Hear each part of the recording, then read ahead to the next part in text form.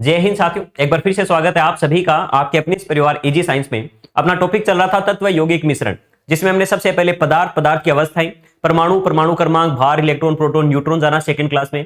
Third class में जहां हमने इलेक्ट्रॉनिक विन्यास, संयोजकता क्या होती है, किस प्रकार से हम किसी भी तत्व के संयोजकता में धन आयन ऋण आयन की संख्या ज्ञात कर सकते हैं, और उसी से अगली क्लास में हमने जाना था सूत्र कैसे बनाते हैं।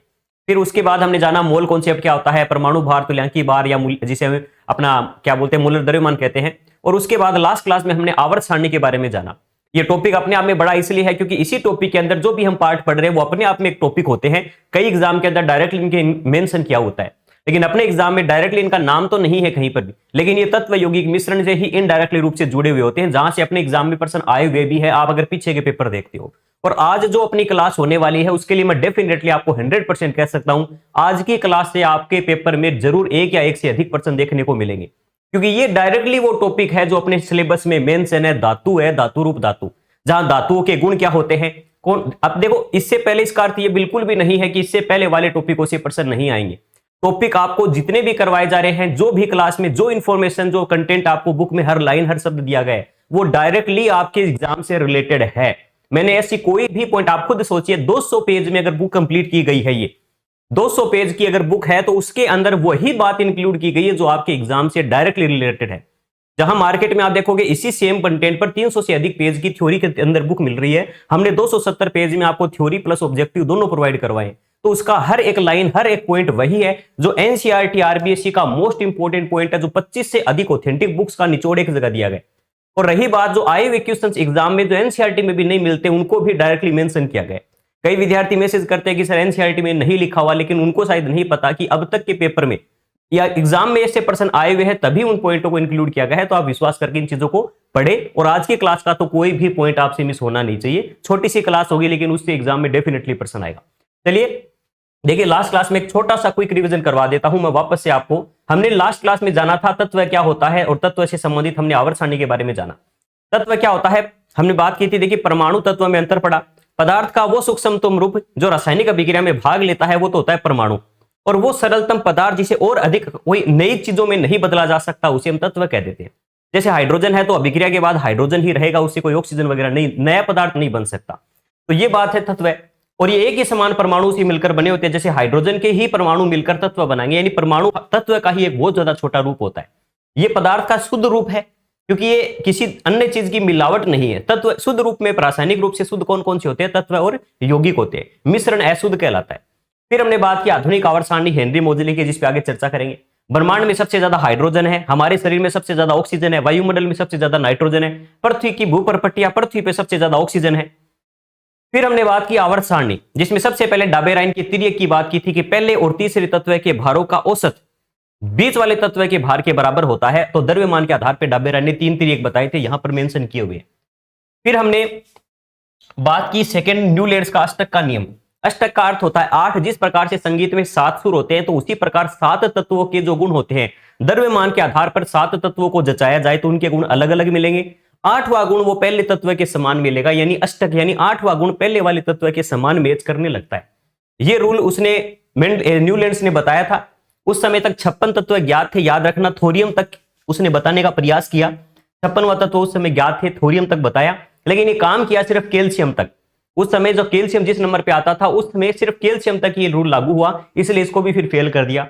इसको फेल इसलिए कर दिया गया क्योंकि 3 ही तिर्यक बता पाया, उससे ज्यादा बता नहीं पाया। फिर आया मेंडलीफ, जिसने सबसे पहली आवर्त सारणी बनाई थी परमाणु भार के आधार पर, और उसने खड़ी पंक्तियां इन स्तंभ बताए, उन्हें तो कह दिया ग्रुप, और क्षैतिज जो इस प्रकार से लेटी हुई पंक्तियां थी उनको क्या नाम दे दिया, उनको नाम दे दिया आवर्त। और इसने कितने आवर्त और कितने वो बताए थे, तो बताया था 6 तो आवर्त बताए जो वर्तमान में 7 है, और ये 8 बताए जो वर्तमान में 18 है। 18 में से 1 हटा दो, 7 में से 1 घटा दो। ये ट्रिक मैंने आपको बताई थी, उससे आपको याद भी हो गया होगा। रही बात इसकी, खास बात ये थी कि इसने सबसे पहले यानी सिस्टमेटिक डब्बों में जचाए, तो प्रथम आवर्त सारणी मेंडलीफ ने बनाई। और कमियां क्या रही उस पर बताया था मैंने कि हाइड्रोजन को स्थान नहीं दे सका। भार के हिसाब से जचाए तो समस्थानिकों को भी स्थान नहीं दे पाया। इसके अलावा हाइड्रोजन को, समस्थानिकों को, और कई बार इसने क्या किया कि भार वाले जो ज्यादा भार वाले हैं उसको बाद में रखा, हल्के वालों को पहले रखा ही था। लेकिन हल्के की बजाय पहले भार ज्यादा वाले और बाद में हल्के वाले, कई जगह मिसमैच हो गया द्रव्यमान वाला कॉन्सेप्ट भी। और उसी के कारण कई जगह इसने अपनी द्रव्यमान वाला कॉन्सेप्ट लागू करने के लिए जो गुण मिलते भी नहीं थे उनको भी पास पास रख दिया। ये कुछ कमियां रही इसकी। फिर आया लेटेस्ट अपनी जो मॉडर्न आधुनिक आवर्त सारणी है, जो हेनरी मोजले ने 1913 के अंदर दी थी। ये डेट भी याद रखना, 1913 से अपनी हेनरी मोजले की आधुनिक आवर्त सारणी चल रही है, जिसमें टोटल 118 तत्व है। अभी तक अपनी एनसीईआरटी आरबीसी के अकॉर्डिंग ज्ञात और भी ज्यादा हो चुके हैं, लेकिन अपने 118 मेंशन है। उन 118 में से 92 एलिमेंट्स जो है वो तो है प्राकृतिक रूप से, बाकी एलिमेंट्स है वो लेबोरेटरी वगैरह में आर्टिफिशियल रूप से मानव के द्वारा या मानव निर्मित कहलाते हैं, 92 के बाद वाले तत्व। उनमें से भी 118 तत्व को जितने भी है उनको खड़ी पंक्तियों में 18, जिन्हें हम ग्रुप कहा था, और 7 इस प्रकार से आवर्त में बांटा गया है। आवर्त में कितनी कितनी संख्या, पहले आवर्त में हाइड्रोजन हीलियम यानी 2 तत्व आते हैं।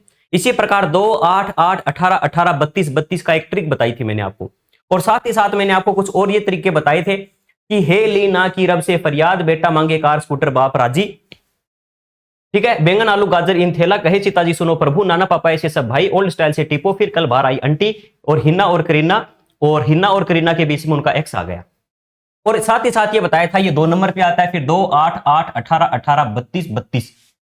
याद कैसे करोगे, पहला 2 नंबर पे आता है, फिर 8 तत्व और होंगे। 8 का मतलब 2 में 8 जोड़ो 10, फिर 10 में 8 जोड़ो 18, 18 में 18 जोड़ो 36, 36 में 18 जोड़ो 54, 54 में फिर 32 जोड़ो 86, और 86 में और 32 जोड़ोगे तो यहां लगभग ओग्नेशियम आ जाएगा, जो 118 नंबर पे आता है, लेकिन अपने काम का नहीं है वो। हमें तो जितनी आवर्त सारणी दिखी, जो मैंने नाम लिख रखे ना, आपको वही याद करने, ठीक है ना।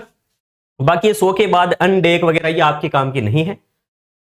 फिर मैंने एक बात और बताई जो बहुत इंपॉर्टेंट है, आज भी काम आएगी। ये जो तत्व है, पहला और दूसरा ग्रुप, इसे कहते हैं एस ब्लॉक के तत्व। फिर हमने बात की यहां तीसरे से लेकर के अपना 12 तक के जो डब्बे हैं, ये इन डब्बों वाले तत्वों को कहते हैं डी ब्लॉक के तत्व। यहां पर हमने बात की 13 से लेकर जो 18 तक के तत्व है, इस डब्बे को हम क्या कहते हैं, पी ब्लॉक के तत्व। और नीचे जो अलग से देखो 57 के बाद वाले और 89 के बाद वाले तत्वों को यहां सेट कर रखा है। 57 के बाद 72 क्यों आ रहा है, बीच की संख्या यहां आ गई, क्योंकि इन्हें अंत संक्रमण तत्व है, अंत संक्रमण है, और ये सिर्फ संक्रमण तत्व है। इनके कुछ यूनिक नाम भी है जो मैं आपको बताऊंगा। अंत संक्रमण है, ये एस ब्लॉक के तत्व। इसको हमने क्षारीय धातु, क्षारीय मृदा धातु कहा था। इसको हम कहते हैं अक्रिय गैसे, आदर्श गैसे, नोबल गैसेस। आदर्श अवस्था में है, इनको कोई किसी से क्रिया करने की जरूरत नहीं, अक्रिय गैसें होती है। इन्हें हेलोजेंस कहते हैं, फ्लोरीन, क्लोरीन, ब्रोमीन, आयोडीन वगैरह, ये है हेलोजेंस। इस एफ वाले ग्रुप के तत्व हेलोजेंस कहलाते हैं। इन्हें चालकोजन कहते हैं, चालकोजन। यानी हमें चलने के लिए ऑक्सीजन की आवश्यकता है, तो उसे थोड़ा ट्रिक बना लेना कि हम तो चलते फिरते क्यों है, क्योंकि हम सांस ले रहे हैं, ऑक्सीजन ले रहे हैं। और फ्लोरीन, क्लोरीन, ये फोन वाला है, ये है हेलोजन। हेलो किस पर करते हैं, फोन पर करते हैं। तो एफ से याद रखना, फोन मिलाया, हेलो हाय हेलो कर लिया हमने। ये कुछ रिलेट करने वाले वर्ड है, उससे आपको आसान हो जाता है चीजें याद करने में। और बाकी ये हिन्ना और करीना आप चाहो तो इनका कुछ और अगर तरीका आपको आता है तो और बेटर है, आपको याद होना चाहिए। दूसरी बात, इसमें मैंने बीच में आपको कुछ तत्व निरूपक, इस प्रकार से देखो कुछ डब्बे बनाए मैंने, और एक ट्रिक बताई थी, बस गए आसपास थे सब अठे। यानी आसपास देखो, जिनको मारवाड़ी समझ नहीं आती वो अपने हिसाब से भी रिलेट कर लेना। मैं एक्स्ट्रा एफर्ट्स ये तो आपको जो बताता हूं वो याद कराने के लिए होते हैं। उससे कोई नहीं भी आता है ना, अगर आपको वो समझ में या उससे आपको रिलेट नहीं कर पा रहे तो आप अपनी भी ट्रिक बना सकते हो। तरीका देखो, ये एक कॉन्सेप्ट आपको अपने हिसाब से भी क्लियर करने होंगे कि आप अपने हिसाब से और क्या बेहतर बना सकते हो। आपकी क्रिएटिविटी जितनी अच्छी होगी चीजों को याद करने में, आप चीजों को लंबे समय तक याद कर पाओगे। आंखों से गुजारने वाला जमाना बहुत पीछे जा चुका है। अब आप जिस दौर में हो, इसमें कंपटीशन इस लेवल का है, उसमें इतना सारे डाटा को याद रखने का तरीका सिर्फ एक है, वो है चीजों को रिलेट करना, डेली लाइफ से जोड़कर पढ़ना, या कुछ ऐसी कहानी स्टोरी बना लेना जिससे अब वो एग्जामिनर को कोई मतलब नहीं है आप कॉन्सेप्ट को, तरीके को, फैक्ट को, डाटा को कैसे रट के आए हो या समझ के, उसको कोई मतलब नहीं है। एग्जाम में जो पेपर आएगा उसमें जो प्रश्न आएंगे ओएमआर के अंदर वो सही फिल किए हुए किसके हैं, उसको इतना ही मतलब है। अब यहां पर आपने चाहे कैसे भी याद किया हो, कितने ही अच्छे नोट्स बनाए हो, 4 पेन यूज किए हो, कुछ कोई फर्क नहीं पड़ता।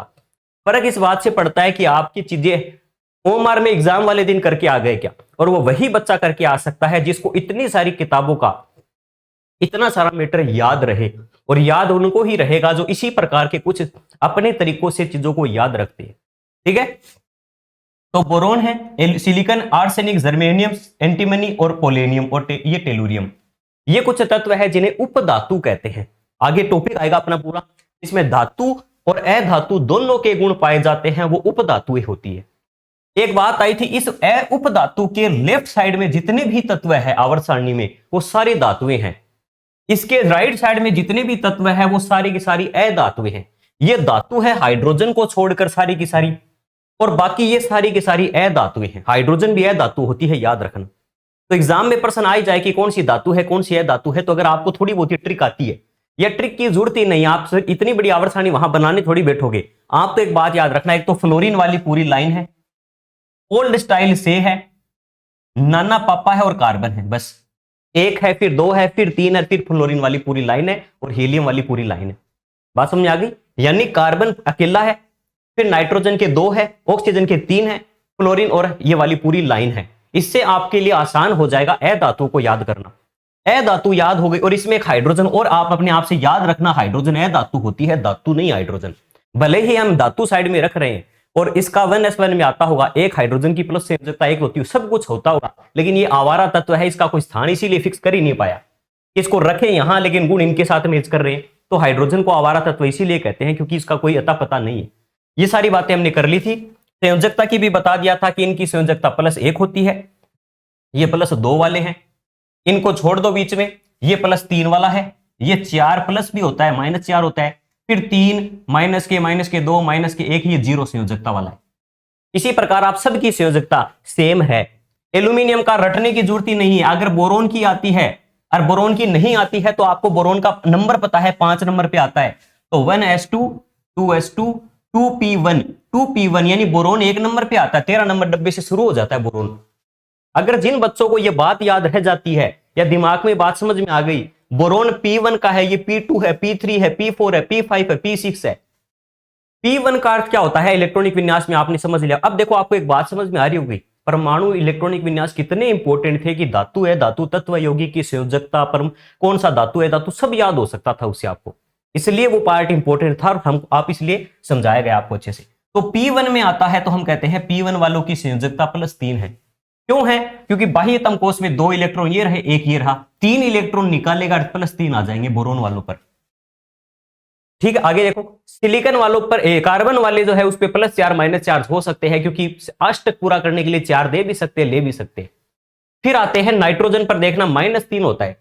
जैसे एक सूत्र बताया था सोडियम नाइट्राइड, याद है आपको, Na3 और N लिखा था, क्योंकि एक सोडियम पर +1 होता है तो हमने 3 लिए, तो +3 और -3, ये सोडियम नाइट्राइड का सूत्र है। नाइट्राइड आइड कब आता है? जब अकेला परमाणु हो और उस पे संयोजकता माइनस में हो, और इस पे -3 है, ऑक्सीजन पे -2 होता है, फ्लोरीन वालों पर -1 होता है। जितने के जितने ये सारे हैं, क्लोरीन ले लो, ब्रोमीन ले लो, आयोडीन का सूत्र कभी बनाना पड़ जाए आपको, और आयोडीन इतने नीचे आता है, इसका इलेक्ट्रॉनिक विन्यास, तो आप ये मान लो आपका पेपर ही खत्म हो जाएगा इसका इलेक्ट्रॉनिक विन्यास निकालते निकालते। एक एक का इलेक्ट्रॉनिक विन्यास निकालने का समय नहीं है वहां, तो आपका तरीका क्या होगा कि आपको ये तरीका अगर आता है कि फ्लोरीन वाली पूरा का पूरा जो ग्रुप है उसकी सबकी -1 है, ऑक्सीजन वाले पूरे ग्रुप की -2 है, नाइट्रोजन वाले पूरे ग्रुप की -3 संयोजकता है, कार्बन वालों की +4 -4 हो सकती है। ठीक है, जैसे एग्जांपल सिलिकॉन ऑक्साइड SiO2 दिखा होगा आपने, तो यहां +4 के रूप में है, ये -2 होता है, 2 ऑक्सीजन पे 2 है तो -1 ऑक्सीजन पे -2 तो 2 ऑक्सीजन है तो -4, ये संतुलित हो गया। इस प्रकार से तत्व के सूत्र आप दुनिया के कोई सूत्र बना सकते हो। आवर्त सारणी में कुछ बातें अगर आपको सारी बातें अगर कॉन्सेप्ट क्लियर हो गए, तत्व का स्थान पता, जैसे अभी 3rd ग्रेड में प्रश्न आया था रेडियम, तो मैंने कल तरीका बताया था 2 8 8 वाली तरीके से, 2 है 8 फिर 10 नंबर आ गया, 8 के अंदर की संख्या जोड़ो 18 आ गया, फिर 2 8 8 18 18 32 32, आप इनको जोड़ते जोड़ते एस ब्लॉक के अंदर आपको ट्रिक बताई थी, हेलिना की रब से फरियाद बेटा मांगे कार स्कूटर, उससे आप पता लगा सकते हो, थोड़ा बहुत आइडिया हो जाएगा कौन सा कितने नंबर पे आता है। प्रैक्टिस करना, आप प्रैक्टिस आपको इतनी करनी है, रफ कॉपी के अंदर आवर्त सारणी बनाओ, डी ब्लॉक को छोड़ देना बस, बीच में डी ब्लॉक बनाने की जरूरत नहीं है, बाकी ये सारणी ये आनी चाहिए लगभग, आपको थोड़ा सा हेल्प हो जाएगी। कैंडियम से लेकर आपको कम से कम ये जिंक तक के तत्व, और खास करके ये तो पता, लोहे का तो पता होना ही चाहिए, 26 नंबर पे आता लोहा, और 26 है, साथ में लोहे का चिन्ह है किसी का 56 इंच का, तो याद रखना इसका भार 56 होता है, ये बात इंपॉर्टेंट है। ये कई बार हमें अणुभार, परमाणु भार, तुल्यांकीय भार में लोहा आ जाता है कई बार नाम, तो लोहे का याद रखना 26 नंबर पे आता लोहा, ठीक है, और 56 इंच का सीना होता है, यानी 56 इंच का लोहे का सीना है, और 26 उम्र 26 साल की है, 56 इंच का सीना बना लिया, बढ़िया बॉडी बना रखी है, थोड़ा सा याद रख। उसके बाद के तत्व इतने ज्यादा कोई इंपॉर्टेंट है नहीं, बाकी ये सारी चीजें समझ में आ गई तो काम चल जाएगा। इन्हें S block, D block, P block, इन्हें एफ ब्लॉक कहते हैं। कुछ बातें और बताई थी आपको एस ब्लॉक के तत्व में। S1 वाले तत्व क्षारीय धातु, मोस्ट इंपोर्टेंट लाइन है, पेपर में सीधा आता है। वो आपको बहुत सारे तत्वों के प्रतीक चिन्ह देकर एग्जामिनर पूछ लेगा इनमें से क्षारीय धातु कौन सी है। क्षारीय धातु सारी हेलिना की रब से फरियाद वाली है। क्षारीय मृदा धातु बेटा मांगे कार स्कूटर वाली है, सारी की सारी क्षारीय मृदा धातु है, यानी दूसरे वाली है क्षारीय मृदा धातु, एक नंबर वाली है क्षारीय धातु। निरूपक तत्व है, मुख्य तत्व है, मेन एलिमेंट, या जिसे हम मुख्य तत्व कहते हैं, यानी पी ब्लॉक वाले जितने भी एलिमेंट थे ना, उन पी ब्लॉक वाले तत्वों को निरूपक तत्व कहते हैं कि ये निरूपित करते हैं। मेन एलिमेंट ये असली जिसपे सबसे ज्यादा हम काम करते हैं। संक्रमण तत्व है, संक्रमण का अर्थ क्या है, कोई जैसे मान लो रोग से संक्रमित हो गया, एक स्वस्थ व्यक्ति था, संक्रमित होने से उसमें कोई चीजें बदल गई, तो ये होते हैं बदलने वाली ऑक्सीकरण अवस्था या संयोजकता दर्शाने वाले तत्व। डी ब्लॉक को क्या होता है, डी ब्लॉक का हम सीधा नहीं बता रहे, देखो हमने सभी की मैंने आपको क्या बताई, संयोजकता बताई कि इसकी 1 है, 2 है, फिर 3 है, 4 है, 3 2 -1, यहां तक माइनस में चल जाता है। बीच वालों की क्यों नहीं बताई, क्योंकि इनकी कई बार +1 कई बार +2, डिपेंड करता है कि कौन सा तत्व है, उसके हिसाब से संयोजकता बदलती रहती है। किसके साथ अभिक्रिया कर रहे हैं उस पर डिपेंड करता है कि कौन कितना इलेक्ट्रॉन देने हैं, कितने लेने हैं। तो इसलिए इनको कहते हैं संक्रमण तत्व, कि ये संक्रमित होते हैं, प्रभावित करते हैं दूसरों को। जैसे रोग कारक क्या होता है, रोग करने वाला कारक होता है जो दूसरे को संक्रमण कर देता है, रोग फैला देता है जिसमें, वैसे ये जिसके साथ अभिक्रिया करेंगे ना उसके हिसाब से संक्रमित होंगे, बदलेंगे, दूसरे की संयोजकता खुद की भी उसके हिसाब से एडजस्ट होगा। इन्हें कहते हैं अंतः संक्रमण। अंतः मतलब इनके बीच में से निकाल ली हमने, बीच में से, ये ट्रिक से याद कर लेना। और ये थोड़ा सा रेडियो एक्टिव प्रकृति के होते हैं, अल्फा बीटा गामा किरणों का उत्सर्जन करने वाले होते हैं मोस्टली। तो एफ ब्लॉक के तत्व हो गए अंतः संक्रमण, ये संक्रमण निरूपक तत्व है, और क्षारीय मृदा धातु, ये 5 नाम आपको आने चाहिए। लेंथेनोइड की श्रेणी होती है 4F वाली, और एक्टिनोइड की 5F वाली श्रेणी होती है। लेंथेनम के बाद वाले तत्व होते हैं और एक्टिनम के बाद वाले। फिर हमने बात की थी आवर्त सारणी में कितने द्रव्य है, तो 2 द्रव्य है, एक तो है कमरे के ताप पर पारा और दूसरा है ब्रोमीन। फिर हमने बात की गैस कौन सी है, तो हमने फोन कॉल पर हाई किया, हमने फोन कॉल और हेलो, फोन कॉल किया, फोन कॉल पर हेलो किया, और साथ में अक्रिय गैसें सारी, अक्रिय गैसें फोन कॉल पे टोटल 11 तत्व निकल कर आए। 2 द्रव्य है, 11 गैस है, बाकी सारी ठोस है। एक स्ट्रेंजर तत्व है X यानी माना X कहते ना, स्ट्रेंज है, हमें पता नहीं है, जिसका नॉलेज नहीं हो उसे X से प्रेजेंट करते हैं, और बाकी सारी ठोस है। और धात्विक गुणों के एक बात, कल एक ट्रिक सिखाई थी मैंने, लेफ्ट से राइट चलने पर आकार छोटा होता है, तरीका, और साथ में मैंने उसका जो रीजन था वो बता दिया। एग्जाम में कथन कारण वाले प्रश्न में आ सकता है कि लेफ्ट से राइट चलने पर आवर्त सारणी में आकार छोटा होता है, और आपसे उसका कारण इस प्रकार से दे सकता है, क्योंकि लेफ्ट से जब राइट चलते हैं तो उसमें प्रोटोनों की संख्या और इलेक्ट्रॉनों की संख्या बढ़ती है बाह्यतम कोश में, जिससे अनाभिक आकर्षण बल बढ़ता है, जिसके कारण छोटा होता है। तो ये बात सत्य है, क्योंकि लेफ्ट से जब आप राइट चलते हो, मैंने आपको बताया प्रोटॉन भी बढ़ेंगे तो इलेक्ट्रॉन बढ़ेंगे, और प्रोटॉन इलेक्ट्रॉन बढ़ेंगे तो दोनों का अनाभिक की ओर जो कक्षा के अंदर, देखो कक्षा एक ही रहती है, ये 1s1 है, 1s2 है, जैसे हाइड्रोजन 1s1 है और हीलियम 1s2 है। अब है तो दोनों s वाली, एक s में 1 इलेक्ट्रॉन है, एक s में 2 इलेक्ट्रॉन है, 2 इलेक्ट्रॉन है तो हीलियम के पास प्रोटॉन भी तो 2 है, तो 2 प्रोटॉन 2 इलेक्ट्रॉन के मध्य ज्यादा आकर्षण बल होगा, तो उसकी ज्यादा आकर्षण करेगा परमाणु, थोड़ा आकार में जो परमाणु की कक्षा होती है वो छोटी हो जाएगी, और कक्षा और नाभिक के बीच की दूरी ही तो त्रिज्या कहलाती है। तो हम क्या बोल सकते हैं कि इसका आकार थोड़े छोटे होते जाते हैं, उसका कारण है नाभिक आकर्षण बल। नाभिक आकर्षण बल बढ़ता है इस साइड चलने पर, और ऊपर से नीचे चलने पर आकर्षण बल घटता है। क्यों घटता है, क्योंकि कल मैंने आपको बताया ऊपर से नीचे चलोगे, ये है 1 वाला, ये 2 वाला, ये तीसरी कक्षा, चौथी कक्षा, पांचवी कक्षा, जितने ज्यादा नीचे जाओगे उतना ही कक्षा बढ़ रही है। पहली कक्षा पे इलेक्ट्रॉन चल रहे थे, दूसरे में चल रहे थे, तीसरे में, चौथे में, पांचवी, जितना बड़ा परमाणु होता जाएगा नाभिक से इलेक्ट्रॉन की दूरी बढ़ती जाएगी, और कोई इलेक्ट्रॉन नाभिक से दूर होगा तो हम कह सकते हैं आकर्षण बल कम हो गया, ज्यादा दूरी बढ़ने पर आकर्षण बल कम होता है। तो दूरी बढ़ने पर नीचे आकर्षण बल कम होगा, आकर्षण कम होने से क्या हो जाएगा, आकार बढ़ता जाएगा। यहां आकर्षण बल ज्यादा होगा तो आकार घट जाएगा।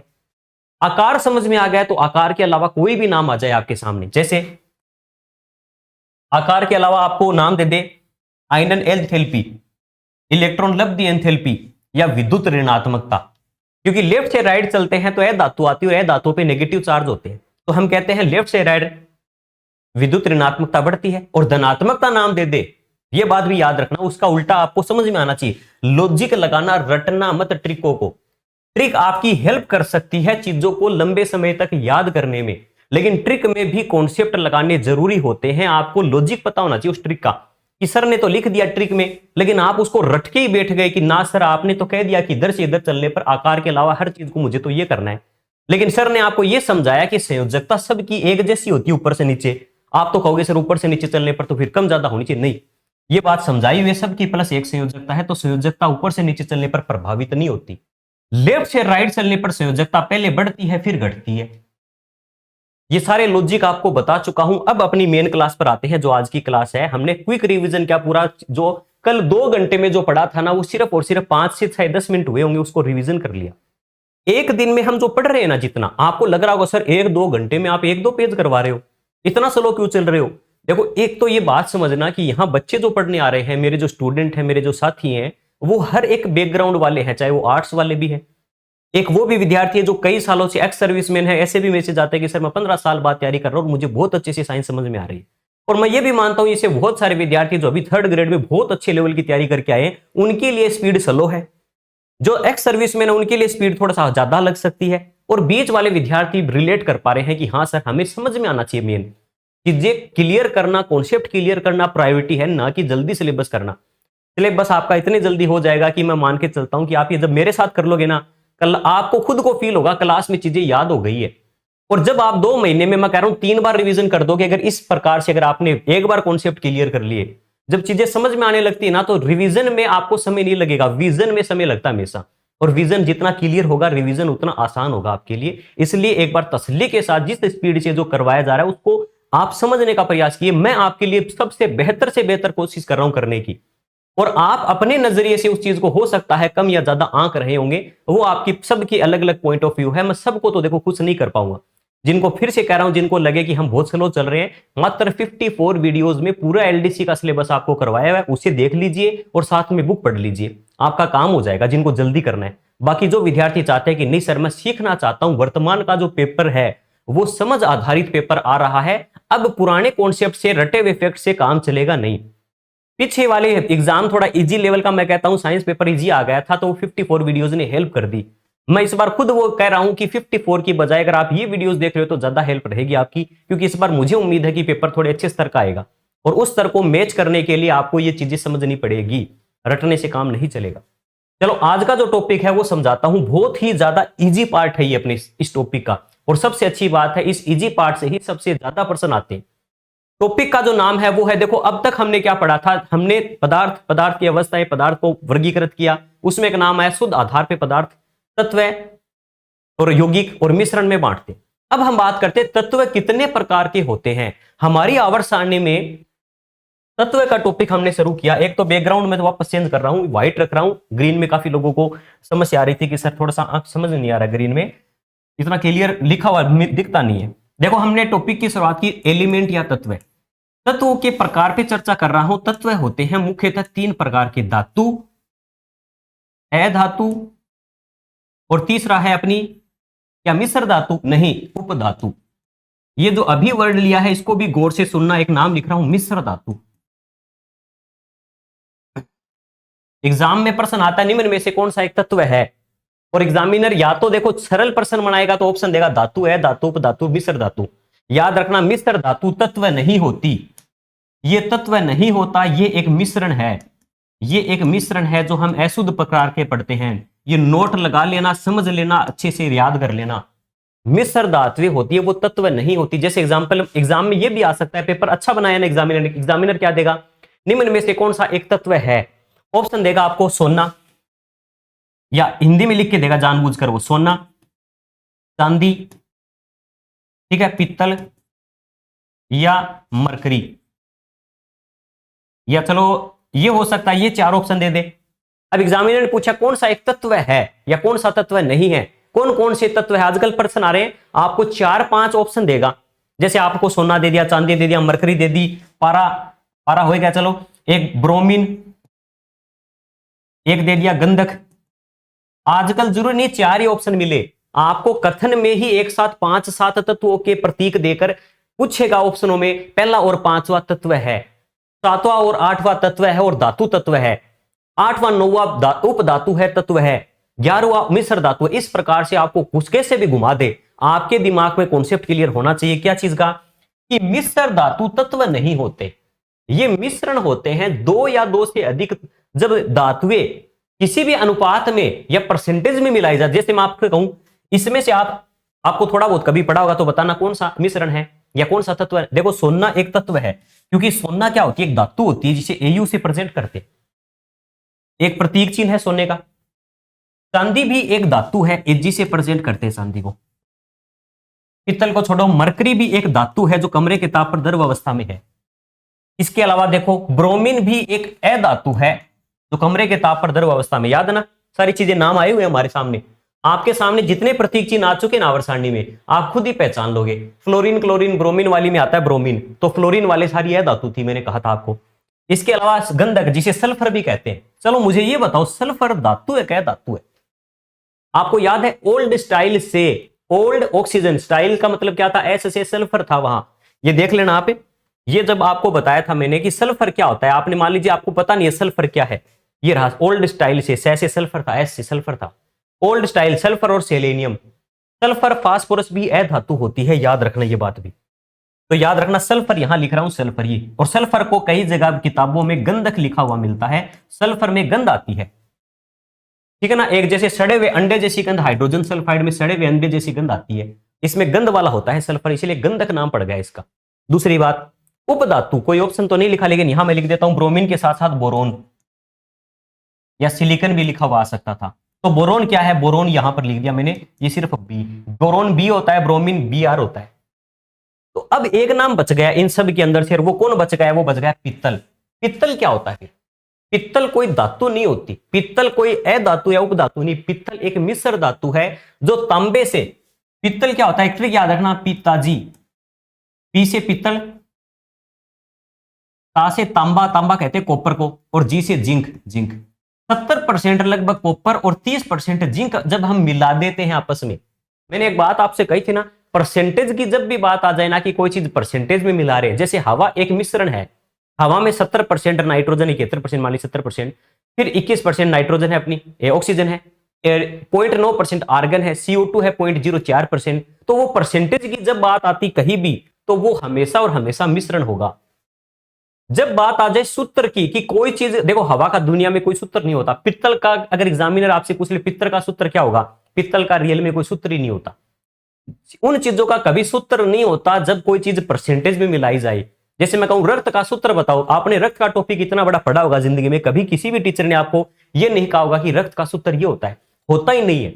रक्त में घटक होते हैं जिसमें परसेंटेज होते हैं कि इतने परसेंट प्लाज्मा है, इतने परसेंट कणिकाएं हैं, आरबीसी इतने परसेंट है। परसेंटेज की जब बात आती है, अनुपात की जब बात आती है, वहां हमेशा और हमेशा वो मिश्रण होता है एक प्रकार का। तो चलो ये क्लियर हो गया आपको कि तत्व के जो प्रकार होते हैं वो 3 ही होते हैं सिर्फ। ये भी शायद एक पेपर में आया था, तत्व कितने प्रकार का होता है, 3 प्रकार का होते हैं, धातु, अधातु, उपधातु, मिश्र धातु तत्व नहीं होता, ये क्लियर है। अब हमारा पहला टॉपिक है धातु क्या होती है। हम ऑलरेडी बहुत कुछ पढ़ चुके हैं, लेकिन यहां मैं आपको, देखो कई विद्यार्थी कहते हैं सर किताब तो मिल गई मुझे और बहुत अच्छे से समझ में भी आ रहा है, लेकिन एग्जाम के टाइम इतनी बड़ी किताब पढ़ नहीं पाऊंगा मैं, और इतने सारे वीडियोस भी रिपीट नहीं कर पाऊंगा। मुझे कोई एक ऐसा तरीका बताओ कि हमारा चलो सिलेबस अप्रैल लास्ट तक अगर हो जाए, 5-7 दिन ऊपर नीचे में, तो मैं लास्ट के 1-2 महीने के अंदर कैसे से ज्यादा रिवीजन कम समय में कर सकता हूं, ऐसा कोई तरीका है क्या?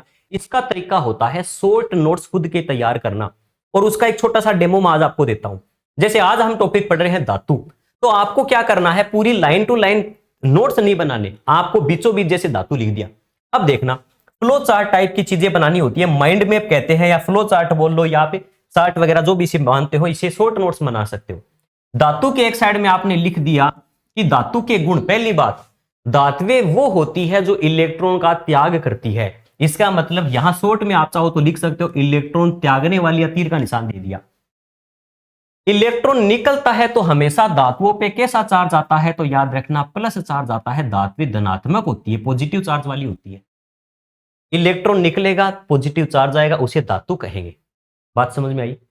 आवर्त सारणी में इनका स्थान, पहली बात धातु होती क्या है, अगर प्रश्न आए तो धातु की वैसे रियल डेफिनेशन यही होती है कि वे तत्व जो जिनके पास इलेक्ट्रॉन की अधिकता हो, जिनके पास इलेक्ट्रॉन ज्यादा होंगे। देखो मैं कह सकता हूं इलेक्ट्रॉन जिसके पास ज्यादा है वो अपने से इलेक्ट्रॉन देगा और उस पर प्लस चार्ज आ जाएगा। शॉर्ट रूप में आपने ये लिख लिया, ये सिर्फ आपको समझ में आएगी शॉर्ट नोट्स, किसी दूसरे स्टूडेंट को जब आप अपनी शॉर्ट नोट्स दोगे ना, उसको समझ में नहीं आएगा क्या लिख रखा है, लेकिन आपने अपने अंदाज में लिखा है तो आप समझ जाओगे कि हाँ सर मैं समझ गया, इलेक्ट्रॉन इनके पास ज्यादा होते हैं, अधिक होते हैं या मिक्स होते हैं, ये इलेक्ट्रॉन निकालते हैं, निकाल कर इन पे प्लस चार्ज आ जाता है, उन्हें धातु कहते हैं।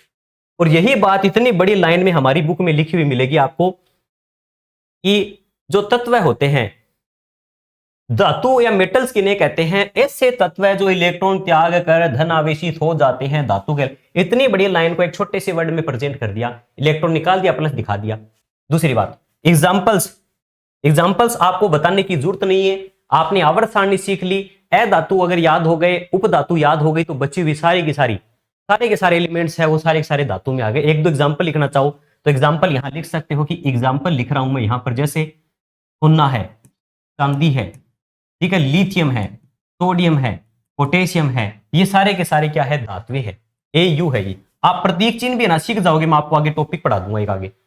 एग्जाम में मोस्टली 10 ऐसे तत्व है जिनके प्रतीक चिन्ह पूछे जाते हैं, और ऐसे प्रतीक चिन्ह जिनका नाम और उनके चिन्ह अलग अलग है, लेटिन वर्ड उठाएगा। जैसे सोने के अंदर Au नहीं आता, सोने को इंग्लिश में तो बोलते हैं गोल्ड, लेकिन नाम लिख रहे हैं Au। क्यों लिख रहे हैं? क्योंकि सोने का एक वर्ड होता है लेटिन ओरम, चांदी का होता है अर्जेंटम, लिथियम हमने डायरेक्ट इंग्लिश के वर्ड से उठा लिया, सोडियम नाम हमने लेटिन से उठाया, नेट्रियम होता है सोडियम। ये चीजें मैं आपको 10 नाम लेटिन सिखाऊंगा जहां एग्जाम में ज्यादा आते हैं। 3rd ग्रेड में एक बार प्रश्न आया था, शायद ये टिन का पूछ लिया था एक बार, 3rd ग्रेड रीट 2013 के पेपर में वोल्फ्राम टंगस्टन का पूछ लिया था। ये कुछ तत्व आपसे एग्जाम में पूछे जाते हैं जहां आपको चीजें याद हो जाएंगी। तो फिलहाल के लिए एक बार इन एक्स्ट्रा जो प्रतीक आपको नहीं आते वो एक बार दिमाग में नहीं लोड लेना, जो चीज आगे आएगी उस बाद में चर्चा करेंगे। धातु क्या होती है, धातु के एग्जाम्पल ले लिए।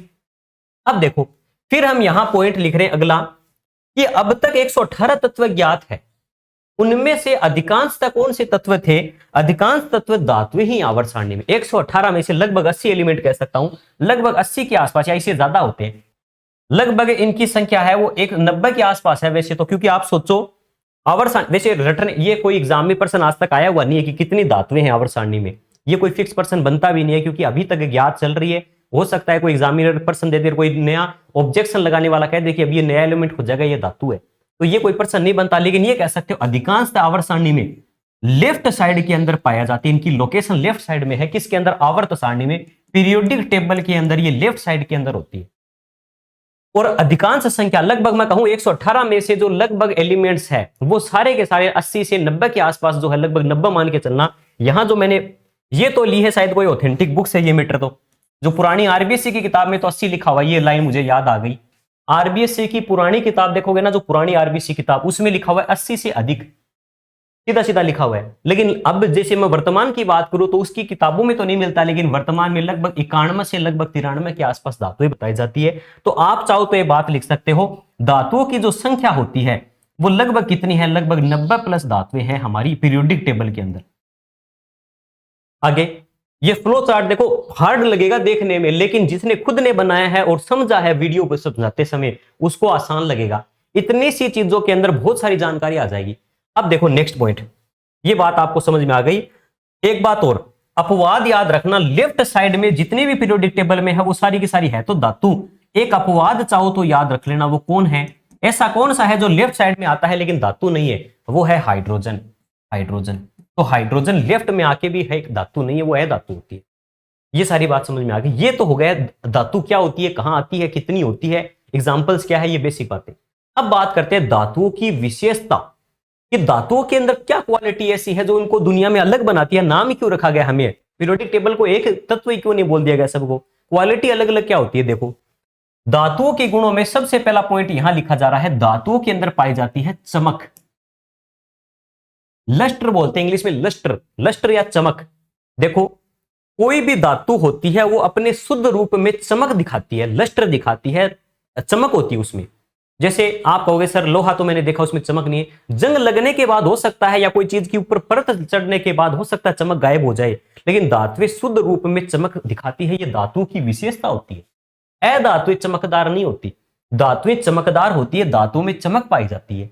जैसे सबसे अच्छी चमक देखने को मिलती है चांदी में, इसीलिए चांदी आप देखना शीशे वगैरह दर्पण जो बनाए जाते हैं दर्पण में जो पीछे की साइड पॉलिश की जाती है वो मोस्टली चांदी की जाती है। और देखो चमक के अंदर एक याद रखना, हमारा एक टॉपिक आएगा, चमक का कारण क्या होता है? प्रकाश का परावर्तन। धातुओं जब प्रकाश पड़ता है, रोशनी जब धातुओं पे पड़ती है तो वो परावर्तित करती है, रिफ्लेक्ट करती है। और जो जितने अच्छे परावर्तक होते हैं उतनी ज्यादा चमक दिखाएंगे। जैसे कोई पॉलिश की हुई सतह है या दर्पण ले लीजिए, तो आप दर्पण में कोई चीज की परावर्तन हो रहे हैं, एक आप सिर्फ दीवार पे कोई चीज परावर्तित हो रही है, ज्यादा परावर्तन कहां होगा? सीधी सी बात है, शीशे पर, दर्पण पे होगा। क्योंकि दर्पण क्या है? अच्छा परावर्तक है। और अच्छे परावर्तक कौन से होते हैं? जिनमें जैसे खास करके अच्छे परावर्तक भी धातु ही होती है। तो ये धातुओं में चमक का गुण है। सबसे अच्छा परावर्तक कौन होता है? चांदी। और चांदी का उपयोग दर्पण में किया जाता है। हमें धातु की क्वालिटी पता होनी चाहिए, उस क्वालिटी का हमारी लाइफ में हम कहां उपयोग कर रहे हैं वो पता होना चाहिए। तो याद रखना कि धातुओं में चमक होती है क्योंकि परावर्तन अच्छा करती है, और चांदी सबसे अच्छा परावर्तक सतह बनाती है, इसलिए दर्पणों में इसका उपयोग करते हैं। दूसरा, ये हो गया पहला पॉइंट। दूसरा पॉइंट यहां लिख रहा हूं शॉर्ट नोट्स के रूप में, यहां हम बात करेंगे दूसरा पॉइंट, वो है ध्वनिकता। सोनोरस इसे बोलते हैं, लस्टर ये होती है सोनोरस। सोनो शब्द जहां भी आ जाए समझ लेना साउंड की बात हो रही है, ध्वनि की बात हो रही है। सोनोरस, जैसे अल्ट्रासोनो, सोनोग्राफी के अंदर नाम आता है सोनो। या आपको और भी कई जगह सोनो नाम, तो जैसे और कई जगह बताऊं तो मैं आपको, एक अपना जो सोनार होती है, सोनार टेक्निक होती है जिसमें ध्वनि तरंगों के उपयोग से हम रास्ते का पता लगाते हैं। जहाज वगैरह में, समुद्री जहाज होता है वहां काम आता है सोनो। ठीक है, जो अपना क्या बोल रहा था मैंने, सोनार। तो ध्वनि या सोनोरस का जो गुण होता है वो धातुओं में अच्छा होता है। धातुओं को पीटने पर उसमें से साउंड उत्पन्न जो होती है उसे ध्वनिकता कहते हैं। धातुएं अच्छी ध्वनि उत्पन्न करती है, मतलब धातुओं को पीटने पर, जैसे आप देखोगे स्कूल के अंदर घंटी लगी हुई होती है, वो लोहे की घंटी होती है। या जितने भी वाद्य यंत्र होते हैं उसमें तार वगैरह आप देखना, जैसे गिटार है, सितार है, उसमें तार बने हुए होते हैं, वो धातुओं की क्यों बनाते हैं? धातुओं की क्यों नहीं बनाते? क्योंकि वो ज्यादा अच्छी कंपन उत्पन्न कर सकती है। तो ध्वनि कब उत्पन्न होती है? कंपन के कारण। इसकी फिजिकल प्रॉपर्टी क्या थी? परावर्तन। इसकी फिजिकल प्रॉपर्टी है कंपन। कंपन अच्छा होता है धातुओं में, पीटने पर अच्छा कंपन करेंगे और कंपन से उत्पन्न होती है ध्वनि, और ध्वनि का अच्छा गुण पाया जाता है धातुओं में। इसीलिए स्कूल के अंदर आप जब घंटी वगैरह होती है, जिसका उपयोग कहां कर रहे हैं हम? घंटियों के अंदर।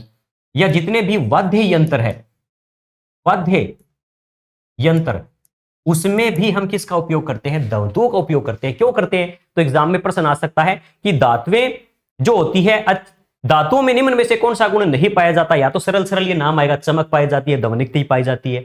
दूसरा नाम आ सकता है कि घंटियां लोहे की बनाई जाती है, इसका कारण क्या है? कथन कारण में ये चीज हेल्प करेगी। और ज्यादा एडवांस पेपर आई जाए, बाई चांस की प्रश्न आ जाए, धातुओं के अंदर चमक जो पाई जाती है या परावर्तन से भी इसका कहीं ना कहीं, कंपन से ये रिलेशन भी दिखाया जा सकता है, जो फिजिक्स से रिलेटेड अपनी केमिस्ट्री में हम पढ़ रहे हैं। नेक्स्ट पॉइंट आप समझना, धातुएं जो होती है इनमें एक पॉइंट पाया जाता है, मोस्ट इंपोर्टेंट है ये तो, आघात। आघात का अर्थ होता है चोट पहुंचाना, और वर्धनीयता।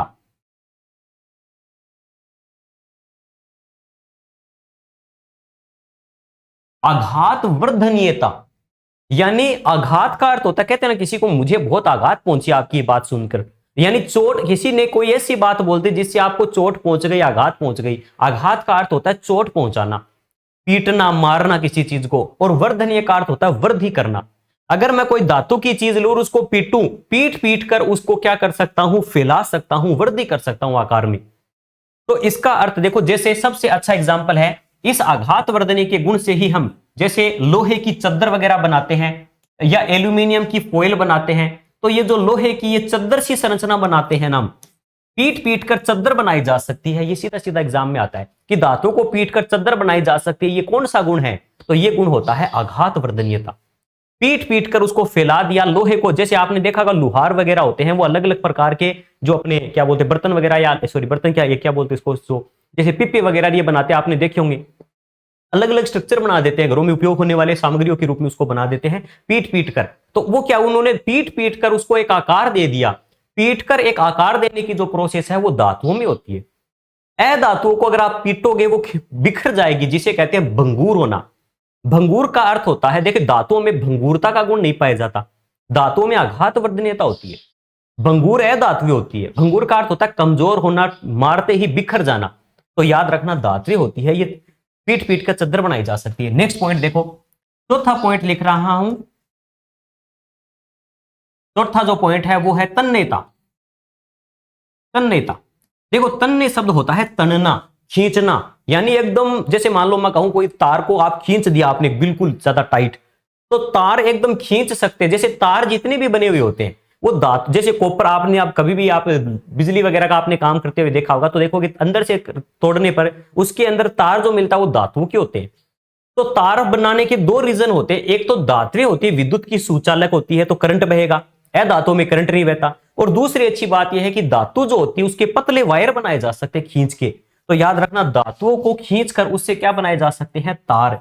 और सबसे अच्छा गुण यह पाया जाता है सोने के अंदर। सोना तो इतना ज्यादा तन्य होता है, अपनी बुक के अंदर एनसीईआरटी में एक वर्ड लिखा गया है, 1 ग्राम सोने से आप लगभग 2 किलोमीटर लंबा तार बना सकते हो। सोचकर देखो आप, सिर्फ 1 ग्राम सोने से 2 किलोमीटर लंबा तार बनाया जा सकता है। यह गुण पाया जाता है अपने किसके अंदर, अपने धातुओं के अंदर। तो धातुओं में तन्यता होती है। पॉइंट समझ में आ रहे होंगे आपको, चमक होती है, ध्वनिकता होती है, आघात वर्धनीयता होती है, तन्यता होती है। नेक्स्ट पॉइंट देखना, और एग्जाम में सीधा सीधा प्रश्न भी आता है, अगर यह भी पूछ लेना सबसे ज्यादा आघात वर्धनीय और तन्यता कौन होती है, तो सोना ही नाम आएगा। सोना, फिर आती है चांदी। सबसे ज्यादा आघात वर्धनीय और तन्य सोना होता है। ध्वनिकता का गुण लगभग सब में ही होता है एक जैसा सा, इसमें कोई ऐसा एग्जाम में नाम नहीं आता कि किसी विशेष का नाम बताओ, सबका ही उपयोग करते हैं, लोहे का तक का उपयोग करते हैं घंटियों के अंदर, या सबके अंदर ये क्वालिटी है। नेक्स्ट जो धातुओं के पॉइंट है 5वां, वो मैं यहां लिख रहा हूं। अभी हमने एक बात की कि तार बना सकते हैं तो तार में बिजली बहती होगी, तो धातु विद्युत की और उष्मा की क्या होती है, सुचालक। विद्युत की और उष्मा की क्या होती है, सुचालक होती है। सुचालक, सुचालक, सुचालक छोटा नाम आता है क्या, देख लेना, हिंदी मेरी इतनी अच्छी नहीं है। तो सुचालक होती है विद्युत और उष्मा की। धातुओं में से करंट बहते हैं, धातुओं में इलेक्ट्रॉनों का क्या होता है, फ्लो होता है, आवेशों का प्रवाह होता है, और आवेश बहते हैं, आवेशों के प्रवाह की दर को विद्युत धारा कहते हैं। तो विद्युत या उष्मा, आप देखते हैं कि धातुएं जो होती है, धातुओं में आप देखो, धातुओं के जो बर्तन वगैरह होते हैं, बर्तनों में आप देखोगे कि आप जब कभी चाय बना रहे हो या फिर पानी को गर्म कर रहे हो, उस समय आप धातुओं के हत्थे होते हैं वो गर्म हो जाते हैं। अगर उस पर कोई प्लास्टिक या एबोनाइट की छड़ नहीं हुई है, डायरेक्ट पानी को गर्म करते हो तो धातुओं से आप देखोगे कि हत्था तक गर्म हो जाता है। और उसी से बचने के लिए फिर प्लास्टिक का, रबड़ का हमें हत्था लगाना पड़ता है। किससे बचने के लिए, ताकि धातुओं में उष्मा का जो ट्रांसफर हो रहा है उससे हमें गर्मी महसूस ना हो, अच्छे से उसको पकड़ा जा सके। क्योंकि धातु उष्मा की भी चालक है और विद्युत करंट भी आता है। अगर आपने कोई ऐसी लोहे की कोई चीज है उसको डायरेक्ट, मान लीजिए छोटे बच्चे कई बार होते हैं कि लोहे का कोई चीज ले रखी और उसको डायरेक्ट पलक वगैरह में लगा देते, करंट आ जाता है। तो धातु विद्युत की और उष्मा की दोनों की क्या होती है, अच्छी चालक होती है। एग्जाम में प्रश्न आता है कि सबसे अच्छी विद्युत की और उष्मा की चालक कौन होती है, तो याद रखना सबसे अच्छा होती है चांदी। चांदी विद्युत और उष्मा की सबसे अच्छी चालक है। और सबसे बुरी पूछे आपसे, सबसे खराब पूछे, तो याद रखना चांदी का ही भाई है पारा। और खास करके इससे भी ज्यादा होता है लेड, पीबी। लेड और पीबी होती है, ये मान लेना, अपवाद मान लेना इनको। ये धातु होके भी विद्युत की और उष्मा की मोस्टली सुचालक नहीं होती, कुचालक की भांति व्यवहार करती है। पारा, या जिसे शीशा भी कहते हैं, लेड या शीशा कहते हैं इसे, शीशा, लेड या पारे, लेड और या पीबी, जिसे शीशा कहते हैं, शीशा। शीशा और जो पारा होता है ये क्या होता है, ये सबसे कम चालक होते हैं या कुचालक की भांति व्यवहार करते हैं धातु होके भी। तो धातु होके भी ऐसी कौन से तत्व है जो कुचालक या विद्युत के या उष्मा के कुचालक की भांति व्यवहार करते हैं, तो याद रखना लेड और पीबी, Hg, लेड और पारा और शीशा। ये हो गया विद्युत वाला पॉइंट। नेक्स्ट पॉइंट देखना, धातुएं जो होती हैं वो कैसी होती है, धातुएं कठोर होती है। ये पॉइंट आजकल एग्जाम में ज्यादा आ रहा है। कठोर मतलब हार्ड, इनका नेचर हार्ड होता है। जितनी भी धातुएं आप देखोगे, अधिकांश धातुएं जो होती हैं वो ठोस तो है, साथ ही साथ कठोर होती है, हार्ड होती है नेचर में। लेकिन कुछ धातुएं ऐसी मुलायम होती है, सॉफ्ट होती है। देखो अधिकांश धातुएं तो कैसी होती है, कठोर। लेकिन अपवाद याद रखना, इसका अपवाद, एक्सेप्शन से ज्यादा प्रश्न आते हैं। अपवाद है तो लिथियम, सोडियम, पोटेशियम। यानी हमने जो क्षारीय धातुएं पढ़ी थी ना, क्षारीय धातु S1 वाली ग्रुप वाली तत्व है, वो सामान्यतः सॉफ्ट नेचर के होते हैं। क्षारीय धातुएं जो होती है जिसमें खास करके लिथियम, सोडियम, पोटेशियम, ये है ली ना की रब से फरियाद। हाइड्रोजन तो उसको है ही नहीं धातु, बाकी ली ना की रब से फरियाद वाला जो पॉइंट था वो सामान्यतः क्या होती है, सॉफ्ट होती है, जिन्हें चाकू से भी काटा जा सकता है। तो याद रखना, इन्हें किससे काटा जा सकता है, चाकू से काटा जा सकता है। एक पेज पर छोटे छोटे पॉइंट आप अपने अकॉर्डिंग, जिनकी राइटिंग अच्छी वो और बेहतर बना पाएगा। मैं तो थोड़ा सा यहाँ थोड़ा सा मार्कर भी मेरा थोड़ा मोटा यूज कर रखा है, इसलिए भी हो सकता है। तो याद रखना इस प्रकार के पॉइंट आप फ्लो चार्ट में बनाकर ना आपका माइंड में तैयार हो जाएगा कि इतने सारे पॉइंट है मेरे सामने एक साथ आ गए।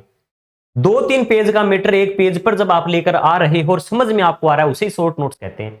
लाइन टू लाइन मैं बोला जा रहा हूं, आप लिखे जा रहे हो लिखे जा रहे हो। बुक है 200 पेज की, आपने नोट्स बना दिए 400 पेज की, तो आप एक बात आओ, आपको फायदा हुआ कि नुकसान हुआ?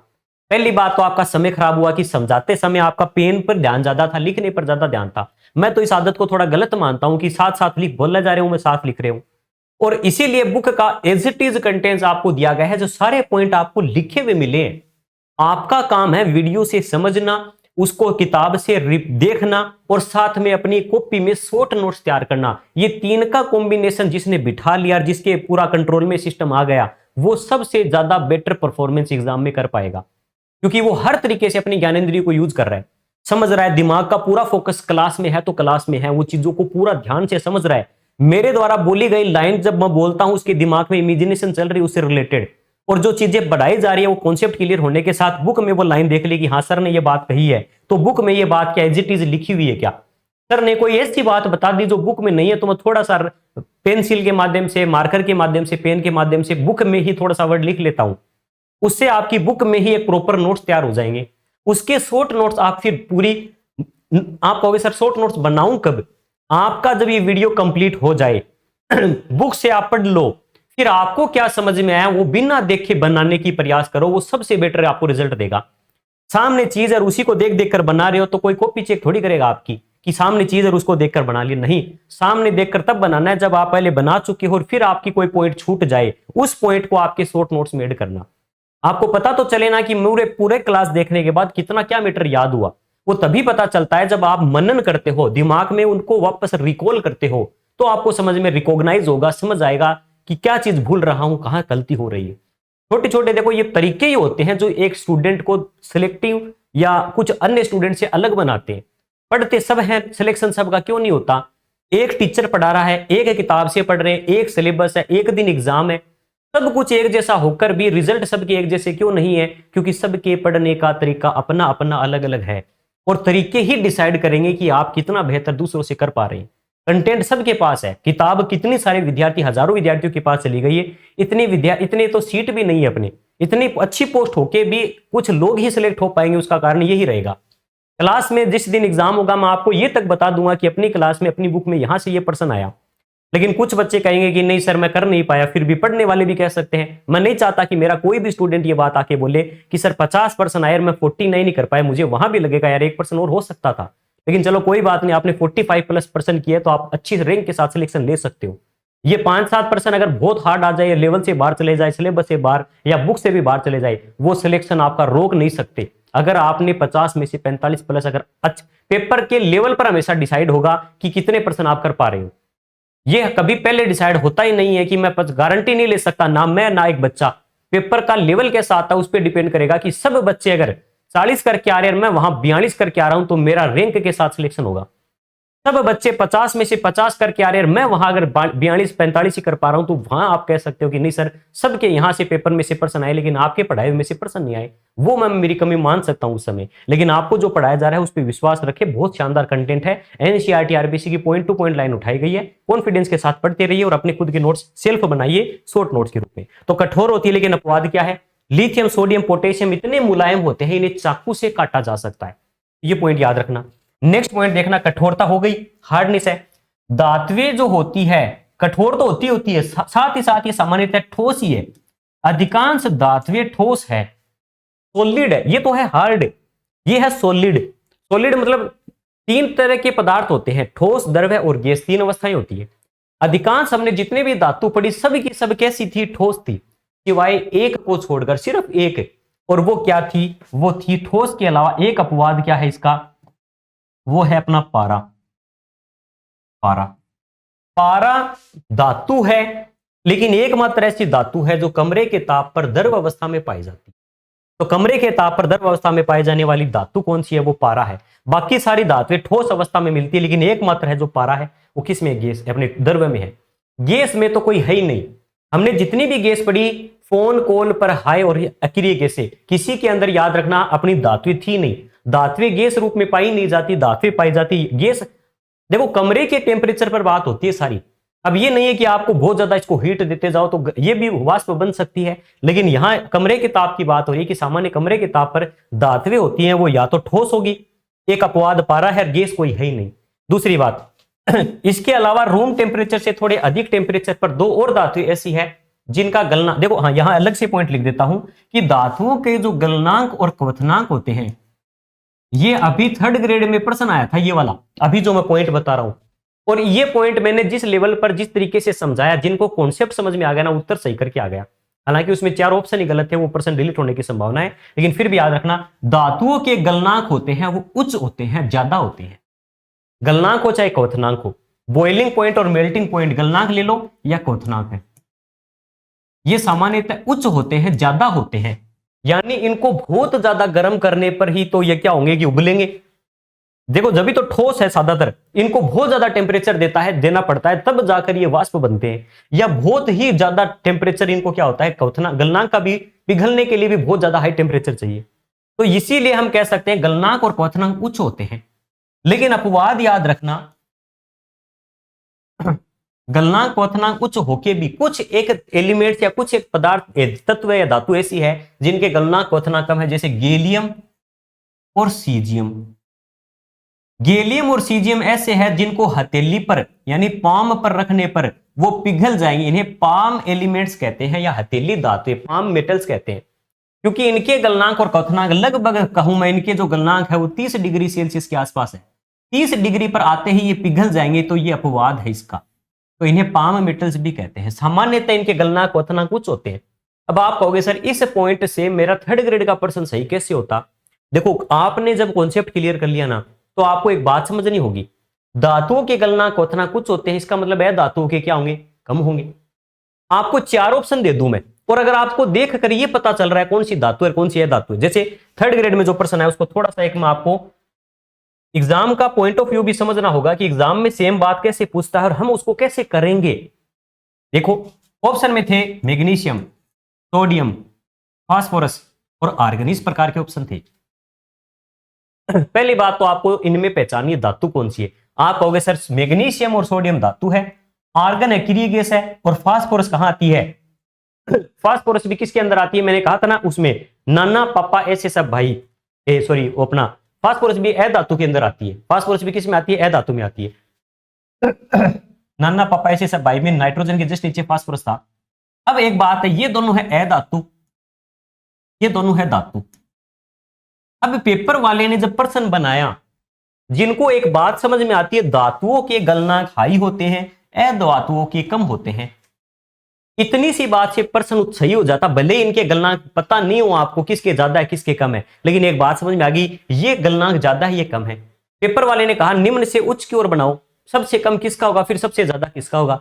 अब देखो ऑप्शन में कैसे दे रखा था एग्जामिनर ने, ऑप्शन दे रखा था कि आपको दे दिया मैग्नीशियम, फिर दिया आपको जैसे सोडियम, फिर आपको दे दिया फास्फोरस, फिर दे दिया आर्गन। इसने क्या पूछा, कम से ज्यादा की ओर बनाओ। तो एक बात हो, क्या मैग्नीशियम का कम होता है क्या, पहले नहीं होता, ये ऑप्शन गलत हो गया। यानी जिन 2 ऑप्शन तो ऐसे थे पेपर के अंदर जिसमें धातु पहले, मेटल पहले दे रखा था, वो पहले उत्तर हो ही नहीं सकता था, क्योंकि धातुओं के गलनांक क्वथनांक उच्च होते हैं। तो आप निम्न कैसे बोल सकते हो, प्रश्न पूछा निम्न कम से ज्यादा की ओर जचाओ, यानी जिसे कौन सा क्रम कहते हैं, आरोही क्रम बोलते हैं क्या, हाँ आरोही क्रम, यानी छोटे से बड़ा के क्रम में जचाओ, कम से ज्यादा गलनांक कौन सा होगा। तो ये तो गलत हो गया। 2 ऑप्शन तो ऐसे एलिमिनेट आपने कर दिए कि धातु पहले दे रखी थी, धातु के तो उच्च होते हैं, तो इसका मतलब ये कम तो होते नहीं, 2 एलिमेंट तो ऐसे हुए। एक ऑप्शन ऐसा दे रखा था जिसमें एक मेटल फिर नॉन मेटल, फिर मेटल फिर नॉन मेटल, पहले दे रखा था नॉन मेटल फिर मेटल, नॉन मेटल मेटल। यानी एक ऑप्शन ऐसा था जिसमें, जैसे मैं आपसे कहूं, एक में तो मैंने दे दिया आर्गन, फिर दे दिया मैंने सोडियम, फिर मैंने दे दिया फास्फोरस, फिर मैंने आपको दे दिया मैग्नीशियम।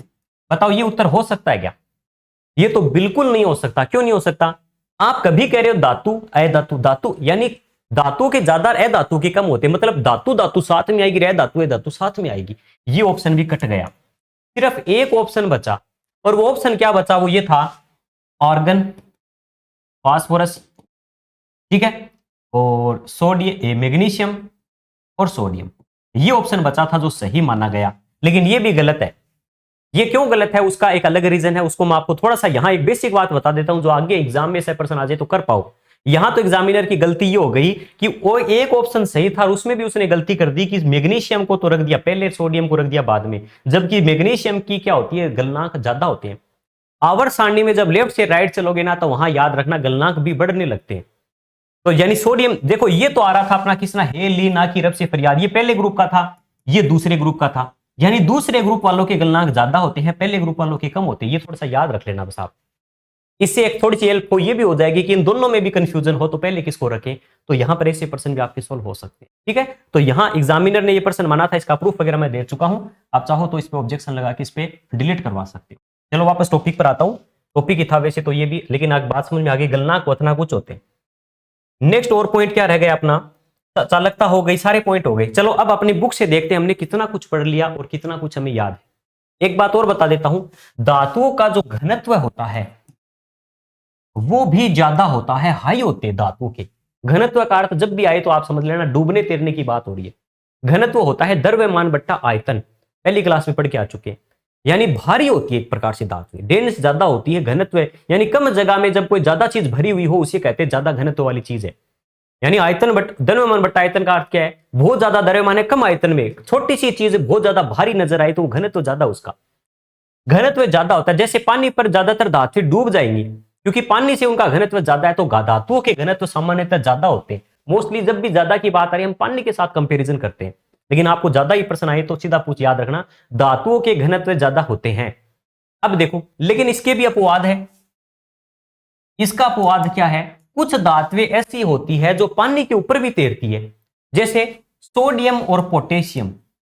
ये ऐसी धातुएं होती है जो पानी के ऊपर तैरती है। और क्यों तैरती है उसका रीजन भी हम आगे पढ़ लेंगे। इसके अलावा कैल्शियम वगैरह ये भी तैर सकती है, लेकिन कैल्शियम मैग्नीशियम भी तैरती है, लेकिन ज्यादातर आपको प्रश्न आए तो पेपर में आता है कि धातुएं होती है उनका घनत्व क्या होता है, ज्यादा होता है, लेकिन फिर भी सोडियम पोटेशियम के घनत्व कम होते हैं। ठीक है, और धातुओं की क्रियाशीलता के ऊपर भी चलो आगे से हम आवर्त सक्रियता श्रेणी पढ़ चुके, ये पूरा अपना धातु कंप्लीट है। चलो एक एक करके क्विक रिवीजन करते हैं। पहला पॉइंट, धातुएं विशेष चमक रखती है जिन्हें धातुओं की चमक कहते हैं, सोनोरस लस्टर कहते हैं। धातुएं चमकदार होती है, सोना चांदी सबसे ज्यादा चमकदार है, सोना चांदी सबसे ज्यादा चमकता है। अच्छे परावर्तक भी होते हैं, क्योंकि परावर्तन का अच्छी चमक है तो परावर्तन अच्छा होगा। इसीलिए दर्पणों के पीछे पॉलिश करते समय हम किसका उपयोग करते हैं, चांदी वगैरह का इसका उपयोग करते हैं। तो दर्पणों में पॉलिश के लिए धातु का उपयोग क्यों करते हैं, चांदी का खास करके उपयोग क्यों करते हैं, क्योंकि चांदी सबसे अच्छी परावर्तक होती है और अच्छी चमक उत्पन्न करती है। ध्वनिकता या सोनोरस, एग्जाम में ये नाम भी आता है कई बार इंग्लिश वाले, लस्टर सोनोरस, ये वर्ड याद रखना। सोनोरस का अर्थ होता है साउंड उत्पन्न करना। धातुएं को पीटने पर, जैसे घंटी वाद्य यंत्र वगैरह क्यों बनाते हैं, क्योंकि पीटने पर ध्वनि उत्पन्न होती है। धातुओं के घनत्व अधिक होते हैं, यानी डूबती नहीं है मोस्टली धातुएं, लेकिन सोडियम पोटेशियम धातुएं ऐसी होती है जो पानी के ऊपर तैरने लगती है, यानी घनत्व कम है, अपवाद है। धातुएं ठोस और कठोर होती है, लेकिन अपवाद देखो इसका, क्षारीय धातुएं, क्षारीय धातु कौन सी याद है, S1 वाले, यानी जितने भी क्षारीय धातु थी जो S1 में, हे लीना की रब से फरियाद वाली, वो सारी की सारी मुलायम होती है, इतनी मुलायम होती है कि चाकू से काट सकते हैं। लिथियम है, सोडियम है, पोटेशियम, इनको चाकू से काट सकते हैं। धातुएं विद्युत की सुचालक होती है, सुचालक का अर्थ करंट आता है इनमें, लेकिन कहां कुछ, जैसे सबसे अच्छी करंट किस में आएगा, चांदी में, और सबसे खराब कौन होती है, लेड और पारा, यानी शीशा जो होता है और पारा जो होता है वो सबसे खराब चालक है या कुचालक कह सकते हो। और बिजली के तार खास करके तांबे के, एल्यूमिनियम के, इसके क्यों बनाए जाते हैं, क्योंकि ये सबसे ज्यादा क्या होती है, अच्छी चालक होती है। तन्ने होती है, धातु को तनकर तार बनाए जा सकते हैं, और सोना तो इतना तन्ने होता है कि 1 ग्राम से लगभग 2 किलोमीटर लंबा तार बना सकते हैं। सबसे ज्यादा तन्यता सोने में पाई जाती है। आघात वर्धन्यता, पीट पीट कर चोट पहुंचाकर चादर बनाई जा सकती है। एग्जाम में प्रश्न आता है एल्यूमिनियम की फॉइल बनाना, ये भौतिक परिवर्तन है, याद रखना, पीट पीट कर चादर बनाना। आघात वर्धन्यता एक भौतिक परिवर्तन है, पीट रहे हैं उसकी सिर्फ चादर बन रही है, और पीट कर चादर बनाने की जो प्रोसेस है उसे आघात वर्धन्यता कहते हैं। जिसमें सबसे अच्छा कौन होता है, आप देख सकते हो, सोना चांदी तांबा लोहा इत्यादि के आघात वर्धन्यता होती है जिनसे उसकी चादर बना सकते हैं। लोहे की चादर बनाना हो, एल्यूमिनियम की, सोना चांदी सबसे ज्यादा। आप देखो सोना चांदी तो इतने ज्यादा आघात वर्धन्य तन्य होते हैं, इसीलिए तो इसके अलग अलग डिजाइन के आभूषण, देखो इतने पतला सा डिजाइन के अंदर आभूषण, छोटी छोटी बारीकी से आप देखना, सोने पर चांदी की कितनी अच्छी कलाकारी होती है आभूषणों के अंदर, क्यों होती है? क्योंकि उसको कैसा भी रूप दे सकते हो, पिघलाकर, उसको पीट कर, ये होता है रूप देने की जो प्रोसेस है। खास करके पीट कर जब रूप देते हैं वो आघात वर्धन होता है। सिक्का धातुएं कौन सी होती है जिनके सिक्के बनाए जाते हैं? देखो सिक्के जो पुराने समय में चलते थे अपने, जैसे कॉपर तांबे के, ये मैंने आपको याद है आवर्त सारणी में जब मैं आपको पढ़ा रहा था, जहां कॉपर आया था, मैंने कहा था ना कॉपर वाली लाइन थोड़ा सा याद रखना, कॉपर, चांदी और सोना। कॉपर एक एक रुपया जोड़ जोड़कर मैंने क्या बनाए? सिक्के। 11वां जो ग्रुप था, याद है क्या? लास्ट क्लास में बताया था 11वां ग्रुप, एक एक रुपया जोड़ जोड़कर मैंने पैसे कमाए हैं। तो 11वें ग्रुप के जो तत्व थे, सोना, चांदी और ये अपना चमनप्राश नहीं, क्या है? तांबा। सोना, तांबा, चांदी और सोना, इन्हें सिक्का धातु कहते हैं, इनके सिक्के बनाए जाते हैं। धातुएं सामान्यतः ठोस होती है, ठोस होती है, लेकिन कमरे के ताप पर द्रव्य कौन है? पारा है। धातुएं ठोस अवस्था में पाई जाती है, पारा कमरे के ताप पर द्रव अवस्था में। और पारे का उपयोग कहां? कई जगह करते हैं, थर्मामीटर में, बैरोमीटर में, ठीक है ना, अपने इसके अलावा भी कई जगह, जैसे हाँ ये बैरोमीटर हो गया, थर्मामीटर हो गया। पारे तो द्रव अवस्था में तो बहुत से मीटरों में इसका उपयोग होता है। गलनांक, क्वथनांक उच्च होते हैं, हाई बॉइलिंग और मेल्टिंग पॉइंट होते हैं, लेकिन अपवाद मैंने आपको बता दिया, मरकरी और जो ये अपवाद साइंस ये बता दिया था, गैलियम, सीजियम और मरकरी तो है ही है लिक्विड फॉर्म में। गैलियम और सीजियम जो होते हैं इनके गलनांक बहुत ही ज्यादा लो होते हैं, हथेली पर रखते ही पिघल जाती है। गैलियम सीजियम तो इतने ज्यादा होते हैं कि कमरे के ताप से थोड़ा अधिक ताप पर पिघल जाएगी, इसलिए इसे पाम मेटल कहते हैं। धातु के, हाँ ये पॉइंट नहीं आया था, ये अपना आएगा, कहां आएगा? जब हम पढ़ेंगे धातुओं के रासायनिक गुण। अभी तक हम जो भी पॉइंट पढ़ रहे हैं धातुओं के भौतिक गुण है, कि बाहर से क्या क्या चीजें हमें पता चली, अभी तक अभिक्रिया, रासायनिक अभिक्रिया हमने नहीं करवाई। पीट रहे थे, आवाज निकाल रहे थे, ये सारे भौतिकों से रिलेटेड थे। लेकिन जब हम बात करें धातुएं जब ऑक्सीजन के साथ क्रिया करती है, हवा के साथ क्रिया करती है, तो धातुओं के ऑक्साइड बनते हैं, जो हमारा पॉइंट आएगा आगे। और वो ऑक्साइड कैसे होते हैं? क्षारीय प्रकृति के होते हैं, आगे आ जाएगा, कोई बात नहीं है। कुछ धातुएं मुक्त अवस्था में, देखो धातुओं की जब क्रियाशीलता की बात करेंगे, एक पॉइंट आएगा आगे, धातुओं की क्रियाशीलता। हमने एक टॉपिक पढ़ा था विस्थापन अभिक्रिया, वहां एक ट्रिक बताई थी मैंने कि धातुएं, कुछ धातुएं बहुत ज्यादा क्रियाशील होती है, कुछ बहुत ही कम होती है। जो बहुत ज्यादा क्रियाशील होती है उनको खुला भी नहीं छोड़ सकते, आग पकड़ लेती है। जैसे सोडियम, पोटेशियम, लिथियम, इनको खुला भी नहीं छोड़ते, केरोसिन तेल में रखना पड़ता है। जबकि कुछ धातुएं ऐसी होती है जिनको कितना ही खुला छोड़ दो, ना तो जंग लगता है ना खराब होती है, वो होती है सबसे नीचे नीचे वाली, जैसे सोना, चांदी, प्लेटिनम, ये इन्हें कहते हैं नोबल मेटल्स, आदर्श। देखो याद है क्या, मैंने अक्रिय गैसों का एक वर्ड दिया था, आदर्श गैस। वैसे ही आदर्श धातुएं या नोबल मेटल्स किन्हें कहेंगे? वे धातुएं जो किसी के साथ क्रिया ना करती हो, खुली अवस्था में मुक्त या फ्रीली पाई जाती हो ब्रह्मांड में या दुनिया में या अपनी पृथ्वी पर। जैसे सोना है, प्लेटिनम है, ये किसी से सामान्यतः क्रिया नहीं करती, इसलिए लंबे समय तक टिकी रहती है। नोबल मेटल्स या उत्कृष्ट धातुएं कहलाती है सोना, चांदी, प्लेटिनम। ये जो है कुछ धातुएं मुक्त अवस्था में कम क्रियाशील होती है, यानी किसी के साथ क्रिया नहीं करती। तो कोई किसी के साथ क्रिया ना करे ना, वो नोबल अवस्था है एक प्रकार की, कि कोई किसी, सोना है किसी के साथ क्रिया नहीं कर रहा तो खराब नहीं हो रहा सोना, उत्कृष्ट धातु कहलाती है। अब आप एक बात सोच के देखो कि सोना जब किसी के साथ क्रिया नहीं करेगा, लेकिन सोना रासायनिक अभिक्रिया तो नहीं करेगा, लेकिन सोने के ऊपर आसपास की धूल मिट्टी से खराब हो गया, मान लो सोना किसी चीज का जमाव सा हो गया, गंदा लगने लगा, आपने आभूषण बनाए इतने सुंदर सुंदर चमचमाते हुए, लेकिन समय के साथ साथ उसकी चमक है वो फीकी सी नजर आ रही है आपको, उस पे ऊपर किसी धूल मिट्टी या किसी भी प्रकार की परत चढ़ी गई है। तो आप उसको साफ सुथरा करने के लिए कई बार होता है, देखो एक मैं आपको बताता भी हूं, आपके आसपास भी ऐसा हुआ होगा कि गांव में कुछ ऐसे लोग आते हैं जो लोग कहते हैं आपके सोने को शुद्ध करके दे देंगे, हम साफ करके दे देंगे, कोई रुपए भी नहीं लेंगे आपसे। एक विशेष प्रकार का केमिकल लेकर आते हैं जिसमें सोने के आभूषणों को डालते हैं, बाहर जब निकालते हैं तो चमचमाता हुआ नजर आता है, वैसा का वैसा होता है, कुछ भी हमें लगता है कुछ बिगड़ा कहां है, पानी एक पानी सा होता है उसमें डालर पानी से बाहर निकाल कर दे दिया, हमें तो चमचमाता हुआ साफ सुथरा हो गया। अब उससे नुकसान क्या हुआ, अगले को फायदा क्या हुआ? बहुत बड़ा नुकसान हुआ हमें, क्योंकि सोने की कीमत आप जानते हैं इतनी ज्यादा हाई जा रही सोने चांदी की, तो एक छोटा सा एक अणु छोटा सा कण जो है, 1 ग्राम सोना भी अगर पानी के अंदर वो पिघल गया तो इससे कितना बड़ा नुकसान हुआ। अब आपके दिमाग में एक बात आनी चाहिए कि सर सोना तो किसी के साथ क्रिया करता ही नहीं है, तो फिर पानी में पिघलेगा कैसे? वो ऐसी कौन सी चीज थी उस पानी में या लिक्विड चीज में कि जिसे सोने को भी पिघला दिया? तो यहां एक वर्ड आता है जो बहुत ज्यादा इंपॉर्टेंट है, कि जो एग्जाम में सबसे ज्यादा आता है, उसका नाम है एक्वा रेजिया।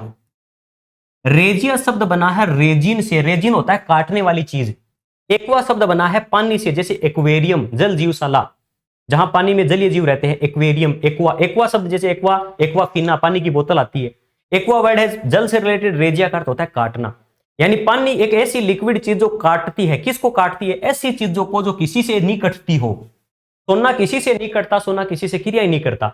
अब सोने को भी हमें पिघलाना हो, सोने को भी हमें काटना हो, सोने को भी अलग अलग करना हो तो कैसे करेंगे? तो याद रखना, एक ऐसा विलयन बनाया जाता है जिसमें दो प्रबल अम्ल डाले जाते हैं। एक अम्ल का नाम है हाइड्रोक्लोरिक अम्ल और एक हमने ले लिया नाइट्रिक अम्ल। दो प्रबल अम्ल है, इतने ज्यादा प्रबल है कि हाथ पर दोनों में से किसी एक की भी बूंद डाल देना में हाथ में फफोले उत्पन्न कर देगा, हाथ को जला देगा। ऐसे प्रबल अम्लों का हमने एक जोड़ा ले लिया। HCl के अंदर देखो, इसमें पहले से नीचे 3 हमने लिख रखा है, तो इसके नीचे हमने देखो वज्र गुणा करते ना, उस ट्रिक से याद रख लेना। पेपर में आता है एक्वा रेजिया में हाइड्रोक्लोरिक अम्ल और नाइट्रिक अम्ल कितने परसेंट में या कितने अनुपात में होते हैं? इसका अनुपात होता है 3, इसका अनुपात होता है 1। भूल जाओ तो याद रख लेना, इसके पास पहले से 3 है तो इस बेचारे को 3 हमने दे दिया अपनी तरफ से। HCl का 3 अणु ले लिया, नाइट्रिक अम्ल का 1 अणु ले लिया, और इससे बनाकर हमने एक ऐसा विलयन बना लिया जिसका नाम है एक्वा रेजिया। हिंदी में इसे बोलते हैं अम्ल राज। अम्ल राज, राज का अम्लों का राजा नहीं है, वो सल्फ्यूरिक अम्ल होता है। यह है अम्ल राज एक्वा रेजिया, जिसका उपयोग किया जाता है ऐसे धातुओं को पिघलाने के लिए जो किसी से ना पिघले, किसी से क्रिया ना करे, जैसे खास करके सोना। ये किसको पिघलाने की क्षमता रखता है? सोना, प्लेटिनम, चांदी, इनको भी पिघला सकता है। तो याद रखना, सोने जैसी उत्कृष्ट धातुओं को पिघलाने के लिए एक विलयन बनाया जाता है एक्वा रेजिया। तो गांवों के अंदर जो लोग आते हैं, जो स्पेशल एक विलयन लेकर आते हैं जिसमें सोना पिघल जाता है, और पिघल के कुछ अणु या कुछ हम कह सकते हैं ग्राम के अंदर सोना उसके अंदर रह गया, हमें लगा हमारा सोना साफ हो गया, और रियल में वो साफ करके हमारा सोना ही लेकर चले गए, और फिर वो उस विलयन से सोना निकालकर उसे बेच देते हैं मार्केट में। तो इनसे सावधान रहे थोड़ा। तो सोने को पिघलाने के लिए जो विलयन बनाया जाता है उसे एक्वा रेजिया कहते हैं। उसमें एक हाइड्रोक्लोरिक अम्ल, एक नाइट्रिक अम्ल होता है। हाइड्रोक्लोरिक अम्ल की 3 और नाइट्रिक अम्ल का 1 अणु हमने लिया। नेक्स्ट, तो ये देखो, सोने वगैरह को पिघलाने के लिए इसका एक्वा रेजिया का उपयोग करते हैं, अम्लराज कहते हैं। इसके अलावा नॉर्मल जो धातुएं होती हैं, जैसे सोना, लोहा है, चांदी है, लोहा है, कैल्शियम वगैरह, उनको पिघलाने के लिए नॉर्मली नाइट्रिक अम्ल का उपयोग करते हैं। ये भी प्रश्न आ सकता है। नॉर्मली धातुओं को साफ करने के लिए नाइट्रिक अम्ल का उपयोग करते हैं, लेकिन नाइट्रिक अम्ल सीधा सीधा, नाइट्रिक अम्ल कौन सा होता है? ये नाइट्रिक अम्ल है, ये नाइट्रिक अम्ल है। नॉर्मल धातुओं को पिघलाने, नॉर्मल धातुओं के साथ यानी क्रिया करने के लिए, साफ करने के लिए नाइट्रिक अम्ल उपयोग करते हैं, लेकिन सोने में अकेला नाइट्रिक अम्ल काम नहीं करेगा, इसलिए 3 अणु हाइड्रोक्लोरिक के मिलाकर एक्वा रेजिया बनाया जाता है। ये थोड़ा सा पॉइंट याद रखना, अपना काम आ सकता है, बहुत इंपॉर्टेंट एग्जाम की दृष्टि से।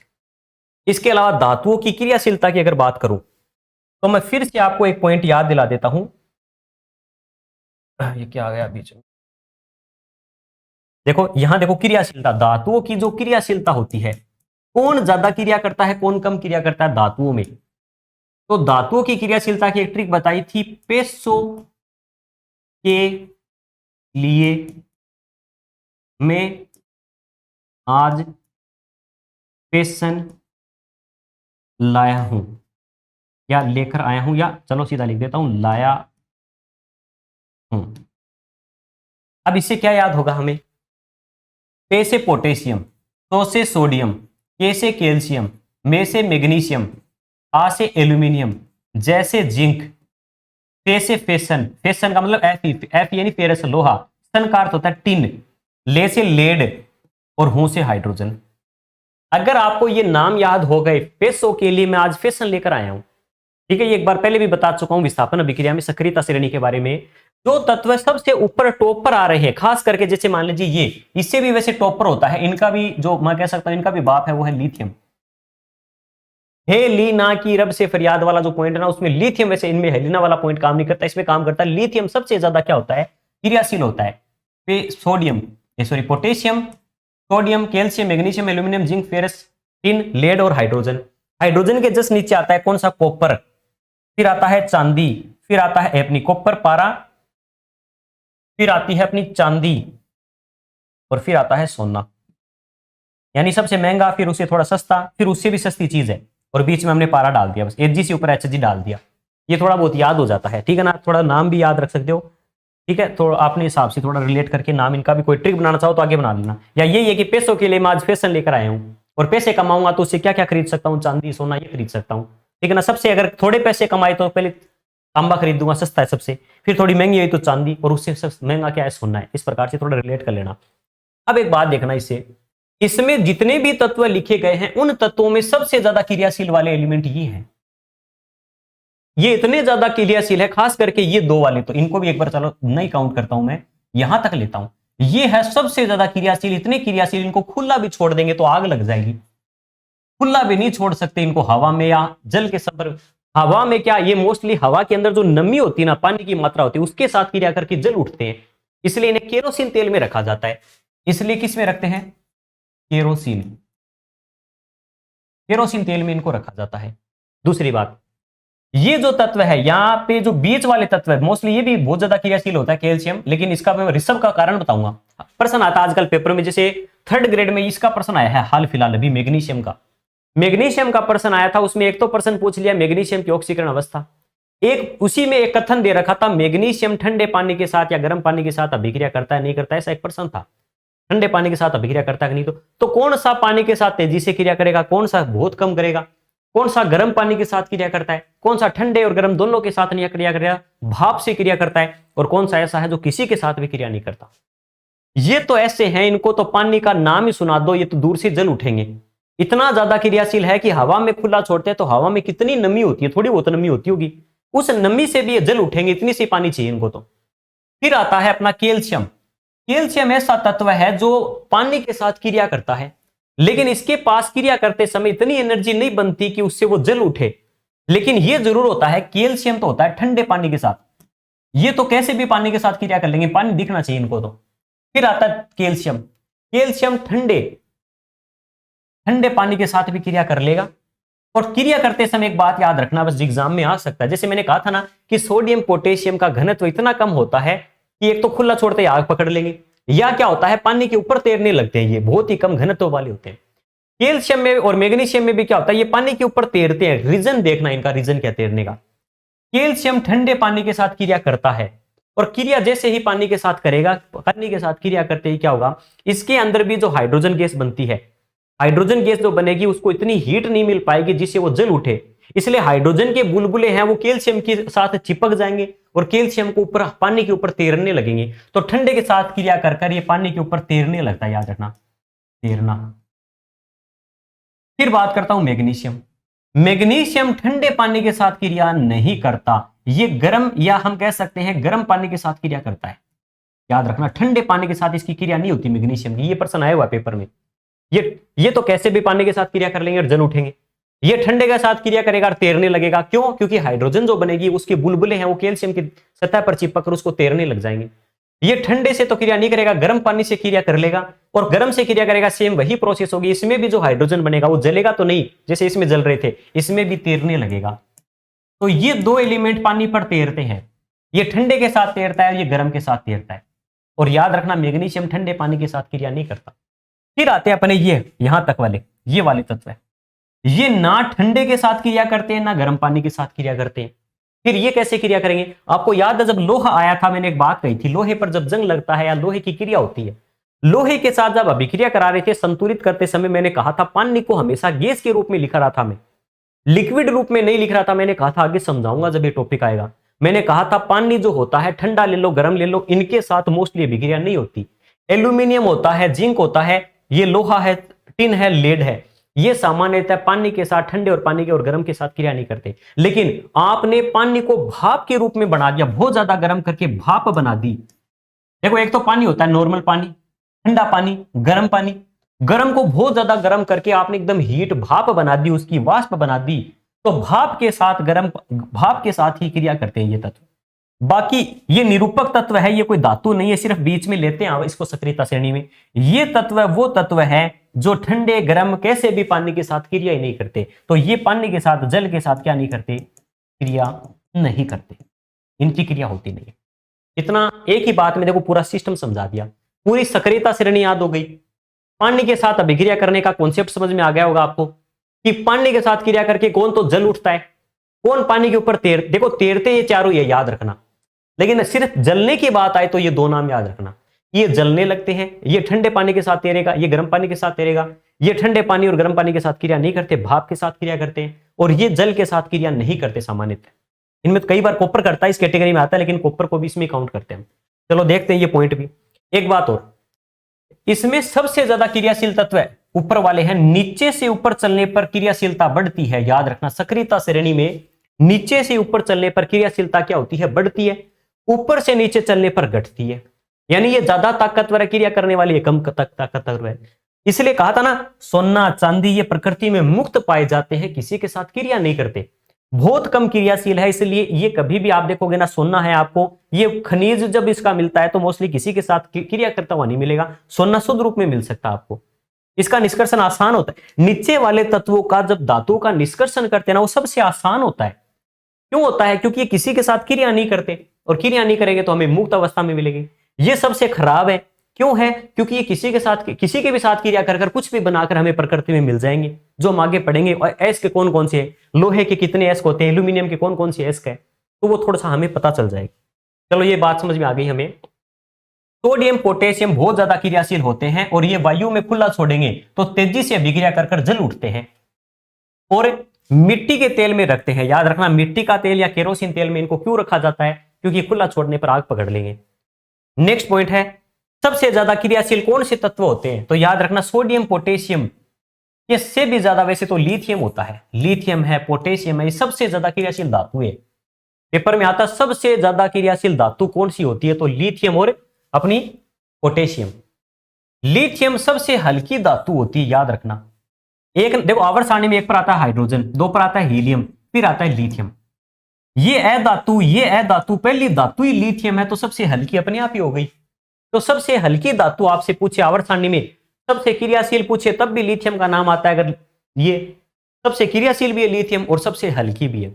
सबसे भारी पूछे आपसे, भारी, तो याद रखना ओस्मियम। ये ओएस वाला है जो ओस्मियम सबसे भारी धातु होती है। मानव के द्वारा सबसे पहला कोई तत्व, जैसे मैंने कहा था ना, आवर्त सारणी में 118 तत्व में 92 के आसपास तो प्राकृतिक है। जब मानव ने पहला एक तत्व खुद का तैयार किया था, उसका नाम था टेक्नीशियम। यानी अब मानव ने अपनी टेक्निक लगाई कि इतने सारे तत्व है, तो परमाणु की कोई हेर फेर करके क्या मैं भी कोई अपना एलिमेंट बना सकता हूं क्या? तो मानव ने खुद के भी तत्व इजाद कर रखे। उसमें सबसे पहला तत्व जो मानव ने तैयार किया था, उसका नाम था टेक्नीशियम। तो याद रखना, टेक्निकल वर्ड है, थोड़ा सा याद भी रह जाएगा आपको, ऐसा ही नाम है इसका। तो कि मानव ने अपनी टेक्निक से पहला तत्व बनाया। मानव ने टीसी काट के दे दी, टीसी काट दी, कर लो, मेरी तरफ से भी एक टीसी ले लो, और आपको अलग कर दिया मैंने, तत्वों का एक नया सिस्टम बना दिया मैंने। यानी स्कूल से टीसी काट दी टेक्नीशियम की। टाइटेनियम, ये वर्ड आपने हाल फिलहाल, जैसे आईफोन नए जो आ रहे हैं, आईफोन शायद 50 या 60 से, मुझे तो इतना नॉलेज नहीं है, लेकिन अभी जितने भी आईफोन आ रहे हैं, आईफोन में बॉडी जो जिस चीज की बनी हुई है वो टाइटेनियम की, आप देख रहे होंगे। और ये बात आज की नहीं है, ये पहले से ही वैज्ञानिकों ने बता दिया था कि आने वाले भविष्य के अंदर, भविष्य की धातु को पहले ही बता दिया था कि आने वाले समय में सबसे ज्यादा कोई धातु का इन टेक्निकल चीजों में उपयोग होगा, वो होगा अपनी टाइटेनियम का। टाइटेनियम भविष्य की धातु कहलाती है, क्योंकि ये माना जाता है कि ये इसकी टेक्नोलॉजी बहुत हाई रहेगी आने वाले समय में। आने वाले समय में अभी भी ये मान लो बहुत ही कम यूज हुआ है। आईफोन वगैरह की बॉडी वगैरह जो बन रही है फिलहाल, वो किसकी बन रही है? टाइटेनियम की बन रही है। टाइटेनियम याद रखना भविष्य की धातु कहलाती है। तो भविष्य का ईंधन तो है हाइड्रोजन। ये माना जाता है आने वाले समय में ईंधन के रूप में तो हाइड्रोजन यूज करेंगे। ये बॉडी वगैरह जिन चीजों की बन रही है, जो अपनी मशीनरी वगैरह के अंदर जो बॉडी पार्ट वगैरह में मजबूती के रूप में, फ्लेक्सिबल के रूप में उपयोग करेंगे, वो टाइटेनियम का करेंगे। सक्रियता श्रेणी अधिक क्रियाशीलता से कम क्रियाशीलता की ओर ये बना के आपको आती होगी। पैसों के लिए मैं आज फैशन लेकर आया हूं, ये थोड़ा सा याद रखना। पैसों के लिए मैं आज फैशन लेकर आया हूं, तो या आया हूं से याद रखना। फिर नीचे मरकरी, चांदी और सोना आपको याद हो जाएगा। फिर बात करते हैं, विस्थापन अभिक्रिया पढ़ के आ चुके हैं, इसलिए रिपीट नहीं करूंगा। ज्यादा क्रियाशील तत्व जब कम क्रियाशील तत्व का स्थान ले ले, उसे विस्थापन अभिक्रिया कहते हैं। तो धातुओं की एक खास बात यह भी होती है कि धातुएं ज्यादा ताकतवर हमेशा कम ताकतवर को अपने स्थान से हटा देती है। जैसे एग्जाम्पल, कॉपर सल्फेट की क्रिया लोहे के साथ आप करवाओगे। कॉपर देखो नीचे आता है, लोहा ऊपर आता है। ये रहा लोहा, ये है कॉपर। तो कॉपर सल्फेट में से कॉपर को तो हटा देगा, लोहा खुद कॉपर की जगह चला जाएगा, फिर सल्फेट बना लेगा। कॉपर सल्फेट जो नीले रंग का होता है, जब लोहा उसके साथ क्रिया करेगा तो हरे रंग का हो जाएगा, वो हरा रंग हो जाता है, क्योंकि फेरस सल्फेट हरा थोथा कहलाता है, ग्रीन विट्रियोल, और ये होता है नीला थोथा, ब्लू विट्रियोल। तो याद रखना, कॉपर सल्फेट जो नीले रंग का होता है, उसका रंग हरा क्यों हो जाता है? उसका कारण क्या है? क्योंकि कॉपर सल्फेट, जैसे पेपर में ऐसे टेक्निकल प्रयोगशाला टाइप का प्रश्न आएगा, कि हमारे पास एक विलियन है जिसमें लोहे की कील हमने डाली, उस विलियन का रंग पहले नीला था, उसका बाद उसका रंग हरा हो गया, तो बताओ वो विलियन कौन सा था और बाद में क्या बन गया? तो आप कहोगे पहले कॉपर सल्फेट का विलियन था जिसमें लोहे की कील डालने के कारण लोहे ने कॉपर को विस्थापित कर दिया, जिससे वो फेरस सल्फेट बन गया और कॉपर अलग हो गया। कॉपर तो भूरे रंग का हो जाता है क्योंकि लोहे जो भूरे रंग का होता है उसके भूरे रंग की कील के ऊपर रंग सा चढ़ जाए, जो अपने क्या बोलते कील तो भूरे रंग की सी हो जाती है, और साथ में जो विलियन बनता है वो हरा हो जाता है क्योंकि फेरस सल्फेट बन गया उसमें। ठीक है, ये कुछ बातें पढ़ के आ चुके हैं, नई चीज नहीं है। अब आते हैं हमारे धातुओं के रासायनिक गुण जो बहुत सरल है। रासायनिक नाम आते ही आपने पहले पढ़ चुके हो आप सब कुछ, मैं आपको ऑलरेडी सब कुछ पढ़ा चुका हूं रासायनिक का, रासायनिक समीकरण में सूत्रों में सब नाम आ चुके। अब वापस एक बार रिवीजन होगा हमारा। धातुओं के गुणों पे चर्चा करते समय हमने धातुओं के भौतिक गुण पढ़े, अब है धातुओं के रासायनिक गुण। धातुओं के कौन से गुण? रासायनिक। रासायनिक गुणों के अंदर आपको 4 पॉइंट याद रखने हैं, बस सिर्फ और सिर्फ 4। क्या 4 पॉइंट है याद रखना? पहला पॉइंट है जो मैं यहां लिख देता हूं, पहला जो पॉइंट है वो है ये, चलो इसको थोड़ा ये पॉइंट बड़ा होगा तो यहां लिख देता हूं इसको। पहला जो पॉइंट है अपना वो है धातुओं की वायु के साथ क्रिया, हवा के साथ क्रिया, या हवा वायु जब भी वर्ड आए तो आप तो केमिस्ट्री में ऑक्सीजन मान के चलना। धातुओं की वायु या हवा के साथ क्रिया करवाने पर क्या होता है? तो याद रखना धातुएं जो होती है, मेटल्स जो होती है, जब भी ऑक्सीजन के साथ क्रिया करती है, मेटल है, मेटल याद रखना, धातु एम का मेटल है, मेटल जब भी ऑक्सीजन के साथ क्रिया करेगी तो मेटल ऑक्साइड बनेगा। धातुएं के क्या बन जाएंगे? ऑक्साइड, या डायरेक्ट लिख रहा हूं, मेटल जब ऑक्सीजन के साथ क्रिया करेगी तो मेटल ऑक्साइड बनेगा। ये पॉइंट याद रखना आप तो बस। जैसे कॉपर एक धातु है, ऑक्सीजन के साथ क्रिया करी तो कॉपर ऑक्साइड बना लिया। मैग्नीशियम एक धातु है, ऑक्सीजन के साथ क्रिया करी और क्या बना लिया? मैग्नीशियम ऑक्साइड बना लिया। तो ये धातुओं के ऑक्साइड है। अब एक बात और देखना, धातुओं के जो ऑक्साइड होते हैं उनकी प्रकृति क्षारीय होती है। ये है मोस्ट इंपॉर्टेंट लाइन, ये बात पहले भी पढ़ चुके हैं। जैसे लोहा जो होता है, लोहा जब नमी और ऑक्सीजन के संपर्क में आता है तो ऑक्सीजन वगैरह से क्रिया कर कर लोहे के ऑक्साइड बन जाते हैं।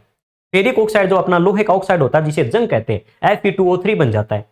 अब लोहे का जब ऑक्साइड बनता है तो हम क्या बोलते हैं कि वो जो होता है वो क्षारीय प्रकृति का होता है। आपने एक चीज और देखी होगी, अपनी डेली लाइफ में यूज भी करते होगे आप, करना तो नहीं चाहिए वैसे, वो गलत हो जाता काम, कि कई बार मधुमक्खी वगैरह का जब डंक हमारे लगता है तो गांव वगैरह में, या मैंने तो अपने आसपास देखा, आपके साइड होता कि नहीं है, कि जंग लगा हुआ लोहा उस हिस्से पर रगड़ने लगते हैं जहां मधुमक्खी ने अपना जो टांटियों का वो जब काटता है तो उस पर जंग लगा हुआ लोहा हम रगड़ने लगते हैं। उससे होता क्या है? उससे सूजन नहीं आता, और वो है वैसे साइंटिफिक रीजन ही। देखो डंक के अंदर एक अम्ल होता है फॉर्मिक अम्ल, और फॉर्मिक अम्ल के साथ लोहा जंग लगा हुआ जब हम उस पर रगड़ते हैं तो अपने क्या करते हैं, उसमें जो प्रकृति उसकी, क्योंकि जंग लगा हुआ लोहा क्षारीय प्रकृति का होता है, धातुओं के ऑक्साइड क्षारीय होते हैं, और मधुमक्खी के डंक में अम्ल था। अम्ल की क्रिया जब क्षार से करते तो उसे कहते हैं उदासीनीकरण अभिक्रिया। तो हम उदासीन कर देते, उसके प्रभाव को कम कर देते ताकि सूजन ना आए, दर्द कम हो जाए। तो इसी प्रकार याद रखना धातुओं के ऑक्साइड क्षारीय प्रकृति के होते हैं। लेकिन अपवाद, कुछ धातुओं के ऑक्साइड ऐसे होते हैं जो अम्ल और क्षारीय दोनों प्रकृति के होते हैं, अम्लीय भी होते हैं और साथ में क्षारीय भी होते हैं। ऐसे ऑक्साइड जो अम्लीय और क्षारीय दोनों गुण दर्शाएं उन्हें कहते हैं उभयधर्मी ऑक्साइड, उभयधर्मी ऑक्साइड। जैसे एल्यूमिनियम, जिंक, लेड, खास करके ये 3 तत्व याद रख लेना, आप तो काम चल जाएगा। खास करके एल्यूमिनियम, जिंक अपनी एनसीईआरटी में मिलता है, और एक पेपर था शायद कौन सा था उसमें लेड का आ गया था पेपर में। अब एनसीईआरटी में लेड दिया हुआ है ना था तो बच्चों का गलत हो गया होगा शायद, लेकिन थोड़ा सा हम तो देखो एनसीईआरटी आरबीसी के सवारा पीवाईक्यू पर्सन्स में भी जो नए कॉन्सेप्ट आ जाते हैं जो एनसीईआरटी में भी नहीं मिलते उनको भी ऐड कर हम बता देते हैं ताकि आपको इन चीजों का अलग से पढ़ना ना पड़े। एल्यूमिनियम, जिंक है, लेड है, इनके क्या होते हैं ऑक्साइड जब बनाए जाते हैं तो अम्लीय भी होते हैं और क्षारीय भी होते हैं। अम्ल के साथ क्रिया करते हैं और क्षार के साथ, मतलब अम्लीय ऑक्साइड भी बना सकते हैं और क्षारीय भी। ऐसे धातुएं जो अम्ल और क्षार दोनों प्रकार के ऑक्साइड बनाती हो उन्हें किस नाम से जानते हैं? उभयधर्मी ऑक्साइड कहते हैं, उभयधर्मी ऑक्साइड कहते हैं। तो याद रखना एल्यूमिनियम, जिंक और लेड के ऑक्साइड होते हैं वो अम्लीय और क्षारीय दोनों प्रकृति के हो सकते हैं, इसलिए उन्हें कौन से ऑक्साइड कहते हैं? उभयधर्मी। नॉर्मली धातुओं के ऑक्साइड क्षारीय होते हैं। एग्जाम में सीधा सीधा प्रश्न आएगा धातुओं के ऑक्साइड की प्रकृति कैसी होती है, अम्लीय, क्षारीय, उभयधर्मी। तो आपको अम्लीय नहीं करना, क्षारीय करना है सिर्फ, या उभयधर्मी भी नहीं करना। उभयधर्मी सिर्फ और सिर्फ कुछ विशेष धातु अपवाद मान लेना इसको, ये रूल नहीं है, ये सिर्फ 2-3 चीजों पे काम करता है। तो इसलिए याद रखना धातुओं के ऑक्साइड कैसे होते हैं, अम्लीय, क्षारीय प्रकृति के होते हैं। तो अधातुओं के कैसे होंगे, वो अम्लीय प्रकृति के होंगे। देखो नाम देखो, अधातु, एमएलए। तो अधातु के तो अम्लीय होते हैं और धातु के कैसे होते हैं, क्षारीय होते हैं। नाम याद हो जाएगा, ठीक है। दूसरी बात, हवा के साथ क्रिया करने पर क्या बनाती है धात्वें। तो आप कहोगे धात्वें हवा के साथ या ऑक्सीजन के साथ क्रिया करके ऑक्साइड बनाती है, या इसे क्या बोलूंगा, मेटल ऑक्साइड, या हिंदी में क्या बोलूंगा, धातु ऑक्साइड बनाती है। बहुत सरल सी बात है, ये तो कोई हार्ड है नहीं कि मेटल ऑक्सीजन के साथ क्रिया करके मेटेलिक ऑक्साइड बना लेती है, या धातु ऑक्साइड के साथ क्रिया करके धातु ऑक्साइड बनाती है, और उनकी प्रकृति क्षारीय होती है। लेकिन कुछ एक धातु अम्ल क्षार दोनों के गुण दर्शा सकता है, उन्हें उभयधर्मी ऑक्साइड कह देंगे। एग्जांपल है एल्यूमिनियम, जिंक और लेड, ठीक है। आगे देखो, ये तो गया पहला पॉइंट। चलो इसको बुक से भी देख लेता हूं थोड़ा सा। धातु के साथ, वायु के साथ धातु की क्रिया, धात्वें वायु के साथ ऑक्सीजन या वायु के साथ क्रिया करके क्या करती है, ऑक्साइड बनाती है। जैसे धातु ऑक्सीजन, धातु ऑक्साइड। मैग्नीशियम की क्रिया ऑक्सीजन के साथ कराई तो मैग्नीशियम ऑक्साइड बना। जब कॉपर को वायु की उपस्थिति में गर्म करते, याद रखना काला रंग का हो जाता है, यह बात बताई थी मैंने। कॉपर काला कब होता है, ऑक्सीजन के साथ। कौआ, एक नाम बताया था ना, कौआ, कौआ, कौआ, कौआ, कौआ, कौआ, कौआ से याद रखना काले रंग का हो जाता है। नेक्स्ट है, धातु ऑक्साइड की प्रकृति क्षारीय होती है, लेकिन एल्यूमिनियम का ऑक्साइड है, जिंक का ऑक्साइड और लेड का ऑक्साइड होता है। ये कुछ धातुएं ऐसी होती है जो अम्लीय और क्षारीय दोनों प्रकार की प्रकृति दर्शाती, व्यवहार दर्शाती है, इसलिए इन्हें क्या कहते हैं, एम्पीट्रोफिक, एम्पोट्रिक ऑक्साइड कहते हैं। यानी हिंदी में याद रख लो आप, तो उभयधर्मी ऑक्साइड कहते हैं, ठीक है। कई बार लेकिन ये हिंदी वाले नाम आते नहीं है, शायद जो लेड वाला पर्सन जिस एग्जाम में आया था ना, उसमें ये इंग्लिश वाला नाम दे रखा था, एम्फोटेरिक वगैरह जो नाम है वो दे रखा था थोड़ा सा, इसलिए नाम इंग्लिश के थोड़े थोड़े देखा करो। मैं जहां भी इंग्लिश वर्ड यूज कर रहा हूं ना, या इंग्लिश का मैंने कुछ लिख रखा है बुक में, इसका मान के चलना वो इंग्लिश आपको साथ में पढ़नी है। ये छोड़ने वाला नहीं है कि इंग्लिश मीडियम वालों के लिए सर आपने शायद टर्मिनोलॉजी दे दी होगी, नहीं। ये टर्मिनोलॉजी वो है जो कई बार पेपर में सिर्फ ये वर्ड यूज कर लिया गया होगा, तो आपको कई बार इंग्लिश के भी साथ साथ वर्ड देखने हैं। जैसे सोनोरस वर्ड आ गया, अब ध्वनिकता आपने पढ़ कर गए, सोनोरस आ गया, आपने समझ में नहीं आया सोनोरस क्या होता है। लस्टर नाम आ गया, आपने हिंदी में रट रखा है ध्वनिक, अपना जो चमक होती है। तो ये कुछ वर्ड ऐसे हैं जो बेसिक टर्म्स होती है साइंस की।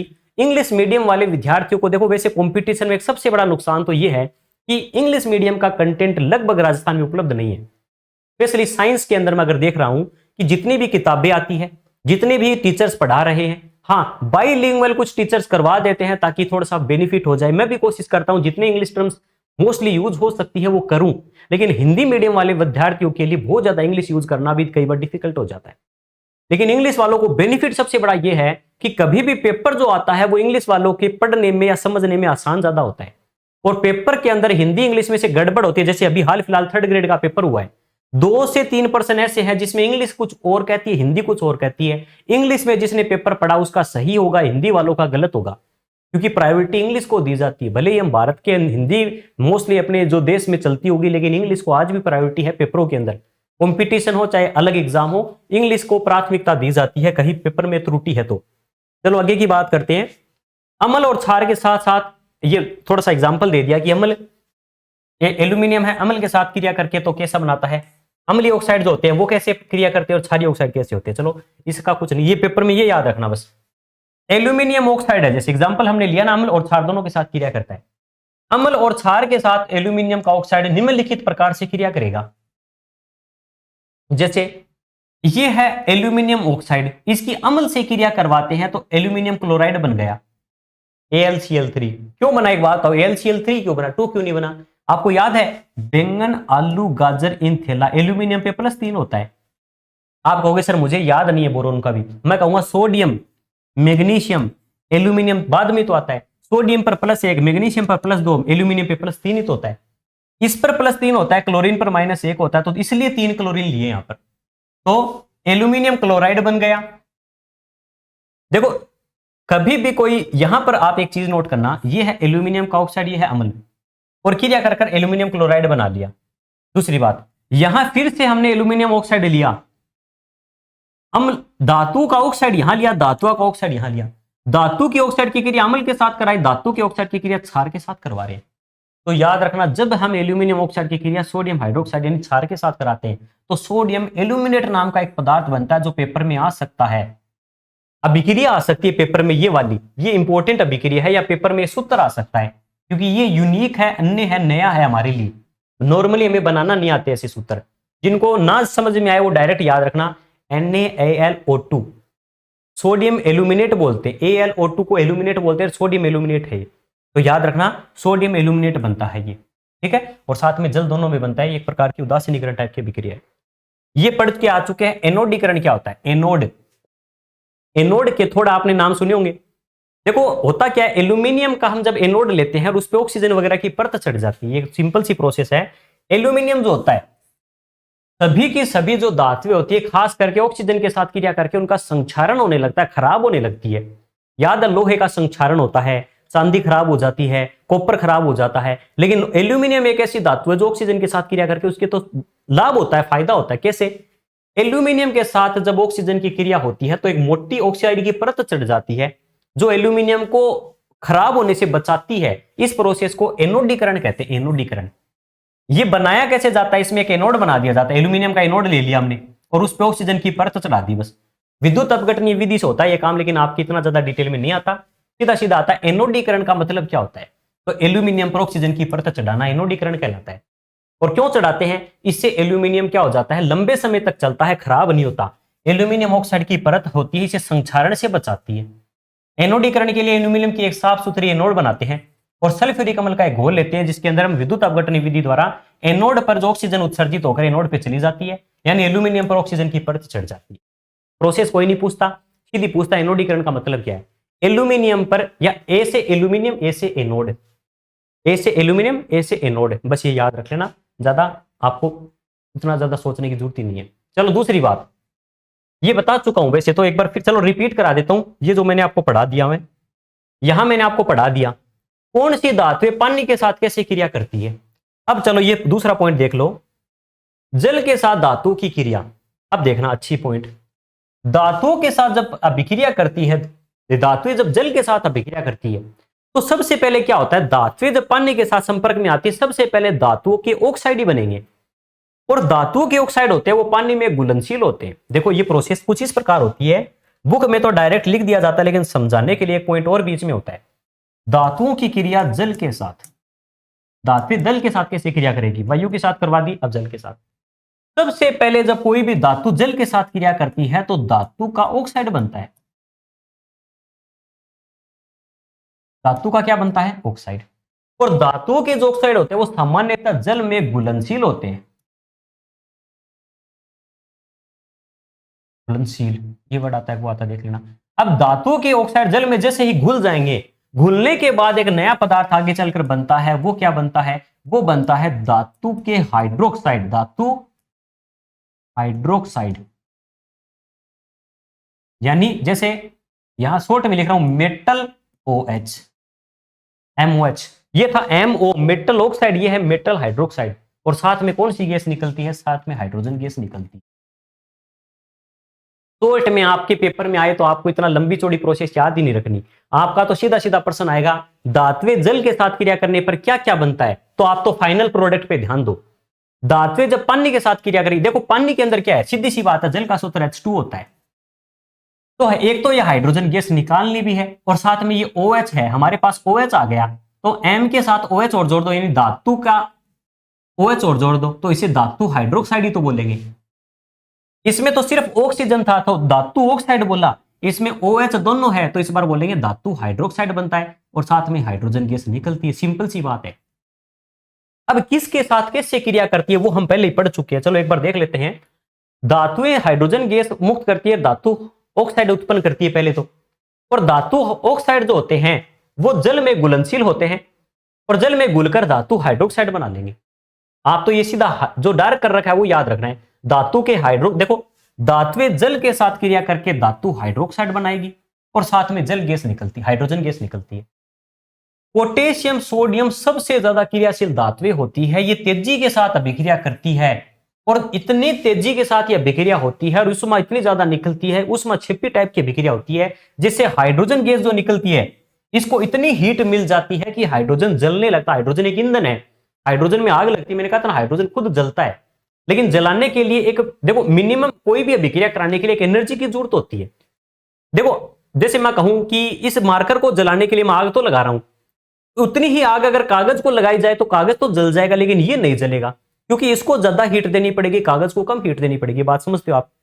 उसी प्रकार इस अभिक्रिया से सोडियम और पोटेशियम की जल के साथ अभिक्रिया से इतनी हीट निकलती है कि वो हाइड्रोजन को जला देती है, प्रॉपर है, इतनी मात्रा बन जाती है।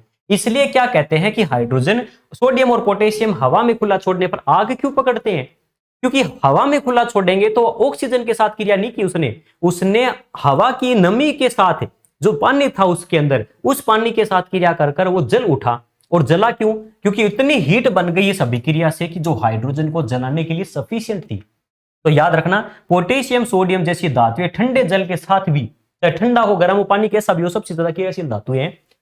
सोडियम और पोटेशियम की अभिक्रिया तेज उष्माक्षेपी होती है, इसमें उत्सर्जित हाइड्रोजन तत्काल प्रज्वलित हो जाता है, जलने लगता है। और अभिक्रिया देख सकते हो जैसे पोटेशियम की पानी के साथ और सोडियम की पानी के साथ। पोटेशियम हाइड्रोक्साइड जैसे कहा था वो बन गया और साथ में जल हाइड्रोजन गैस बनी, और ये उष्मा ऊर्जा यानी उष्मा अत्यधिक मात्रा में उष्मा निकली जिससे हाइड्रोजन जलने लग गया। जलता हाइड्रोजन है, ये गैस नहीं बन, ये नहीं जल रहा रियल में, सोडियम नहीं जलता, सोडियम ने तो हाइड्रोक्साइड बनाया और हाइड्रोजन गैस जलती है रियल में।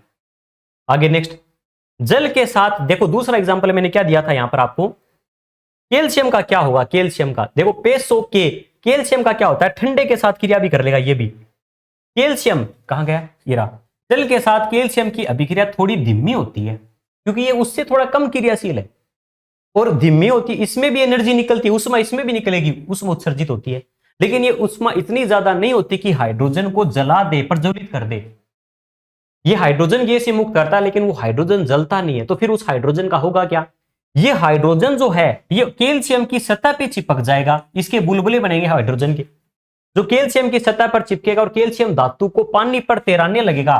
ये कैल्शियम तैरने लगता है किसकी सतह पर? ये थोड़ा सा आगे पीछे कैसे हो गया बुक में देखना, ये वर्ड यहाँ पानी की सतह पर तैरने लगता है, ये शायद थोड़ा सा टाइपिंग के कारण थोड़ा आगे पीछे हो गया नाम। तो याद रखना, कैल्शियम जब पानी के साथ क्रिया करता है तो कैल्शियम का हाइड्रोक्साइड बनता है और साथ ही साथ हाइड्रोजन गैस बनती है। हाइड्रोजन जलती नहीं है, इतनी ज्यादा हीट नहीं निकली इसमें, इसलिए ये हाइड्रोजन है, ये इसकी सतह पे चिपक कर कैल्शियम को पानी के ऊपर तैराने लगती है। तो कैल्शियम भी पानी पर तैरता है, लेकिन कब तैरता है? जब ठंडे के साथ पानी के साथ क्रिया करता है। दूसरी बात, फिर आता है उसके नीचे का एक तत्व मैग्नीशियम। मैग्नीशियम होता है वो ठंडे पानी के साथ क्रिया नहीं करता, हाल फिलहाल 3rd ग्रेड में प्रश्न आया है, तो इसको आपको याद कैसे रखना है कि ये ठंडे पानी के साथ क्रिया नहीं करता, ये गर्म पानी के साथ क्रिया करता है। ठंडे पानी के साथ क्रिया नहीं करती, परंतु गर्म जल के साथ अभिक्रिया होती है, लेकिन ज्यादा स्पीड से नहीं होती, थोड़ी स्लो होती है। और हाइड्रोजन गैस इसमें भी बनती है, इसमें भी इतनी ज्यादा हीट नहीं बनती क्योंकि ये भी इतनी ज्यादा हाई लेवल की, हम कह सकते इतनी ज्यादा वो उष्मा छिपी अभिक्रिया नहीं है कि इतनी ज्यादा उष्मा निकल जाए जिससे हाइड्रोजन जलने लग जाए। तो इसमें भी हाइड्रोजन के बुलबुले होते हैं, वो मैग्नीशियम को पानी पर तैराने लगते हैं। तो कैल्शियम और मैग्नीशियम भी पानी पर तैरते हैं, कैल्शियम ठंडे पानी के साथ भी तैर सकता है, मैग्नीशियम गर्म के साथ। अब एक बात बताओ, क्या कैल्शियम गर्म पानी के साथ क्रिया कर सकता है? बिल्कुल कर सकता है। जो ठंडे के साथ ही कर सकता है वो गर्म या भाप के साथ तो कर ही सकता है। मैं तो आपको लेवल बता रहा हूं कि सोडियम और पोटेशियम तो कैसे भी पानी के साथ है, फिर थोड़ा सा ये अपना स्टैंडर्ड रखता है, ये कहता है मैं सिर्फ ठंडे के साथ क्रिया करूंगा, गर्म तो इसके नीचे वालों के साथ तो क्रिया कर ही सकता है। मैग्नीशियम ठंडे के साथ क्रिया नहीं कर सकता लेकिन गर्म के साथ कर सकता है। तो ये थोड़ी सी चीजों का ध्यान रखना, लॉजिकल आपको चीजें आनी चाहिए। फिर आते हैं वो तत्व है जो बीच वाले थे, मीडियम वाले। ये कहते हैं चाहे एल्यूमिनियम, आयरन, जिंक वगैरह धातुएं होती, ना तो ठंडे के साथ क्रिया करती ना गर्म के साथ क्रिया करती। इनको क्रिया करवाने के लिए हमें भाप देनी पड़ती है, यानी इनको भाप के साथ, स्टीम बोलते हैं, स्टीम भाप के साथ ही क्रिया करेगी। एल्यूमिनियम का ऑक्साइड बना लेगी, ठीक है, और जल निकलेगा। अब एक बात, अभिक्रिया करके धातु ऑक्साइड और हाइड्रोजन गैस देती है, ये भी थोड़ा सा याद रखना। यहां एल्यूमिनियम और ये होती है, ये भाप के साथ क्रिया करके ऑक्साइड बनाती है और हाइड्रोजन, ये जल में फिर घुलनशील होते हैं, फिर हाइड्रोक्साइड बन सकते हैं। लेड है, कॉपर, सिल्वर, गोल्ड जैसी धातुएं जल के साथ बिल्कुल अभिक्रिया नहीं करती, तो लेड से शुरू हो जाता है काम, याद रखना। लेड से शुरू हो जाता, हमने तो कॉपर से कर दिया था। बाकी लेड से लेकर हम सोने तक की जो बात करते हैं वो पानी के साथ गर्म ठंडा भाप कैसा भी हो क्रिया नहीं करेगा।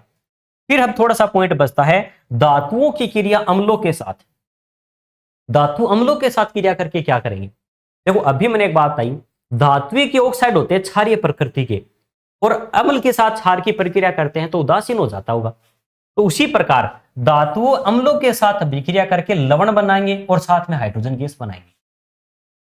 जैसे अम्ल क्षार अभिक्रिया करके उदासीन होते हैं जल बनता है, वैसे ही यहां हमारे पास सिर्फ धातु, धातु का ऑक्साइड नहीं बोल रहा, धातु है, धातु अम्लों के साथ क्रिया करके लवण बनाते हैं, लवण, और साथ में हाइड्रोजन गैस मुक्त करते हैं। कैसे? देखना, हमारे पास धातु, जैसे आपने विस्थापन अभिक्रिया पढ़ी होगी कोई भी, उसमें भी ये सेम काम हो रहा था कि धातु है और अम्ल ले लिया कोई एक। जैसे यहां पर देखा मैग्नीशियम की क्रिया नाइट्रिक अम्ल के साथ करवाई तो मैग्नीशियम नाइट्रेट बन गया और हाइड्रोजन गैस मुक्त हो गई। और इस अभिक्रिया को एक डायग्राम से भी एनसीईआरटी में दर्शाया गया जिसमें दिखाते हैं कि इस हाइड्रोजन के पास जलती हुई तिल्ली ले जाए तो पॉप नाम की साउंड आती है, जो हम रासायनिक अभिक्रिया में पढ़ चुके हैं। ये देखो लिख रखा पॉप साउंड, हाइड्रोजन गैस के पास जलाने पर पॉप ध्वनि उत्पन्न होती है। कब होती है? धात्वे इसके साथ, देखो मैं एक पॉइंट यहां लिख देता हूं शॉर्ट में, आपको वापस समझ में आ जाए। तीसरा पॉइंट, ये देखो दो बात सीख ली हमने, पहला और दूसरा। तीसरा पॉइंट यहां लिख रहा हूं, धातुओं की क्रिया हम किसके साथ कर रहे हैं? अम्लों के साथ। धातु की क्रिया अम्ल के साथ क्या होगा?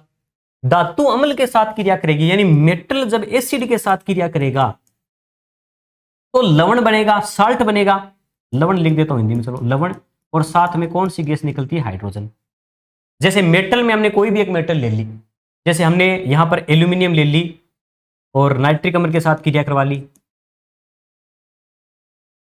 एल्यूमिनियम Al2, नाइट्रेट पे देखो इस पे होता है +3, नाइट्रेट पर होता है -1, तो NO3 Al, ये देखो सूत्र बनाना पड़ेगा हमें, ये सूत्र पहली बार सामने आया। तो Al के पास होता है +3, नाइट्रेट के पास -1 होता है, इसका -1 है, इस पे 3 है, तो हम क्या करेंगे? 3 उसके नीचे ले जाएंगे,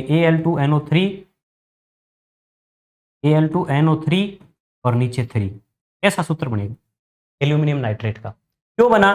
क्योंकि देखो एल्यूमिनियम पे होता है +3, नाइट्रेट पे होता है -1, ये -1 यहां आएगा, ये 3 जाएगा यहां।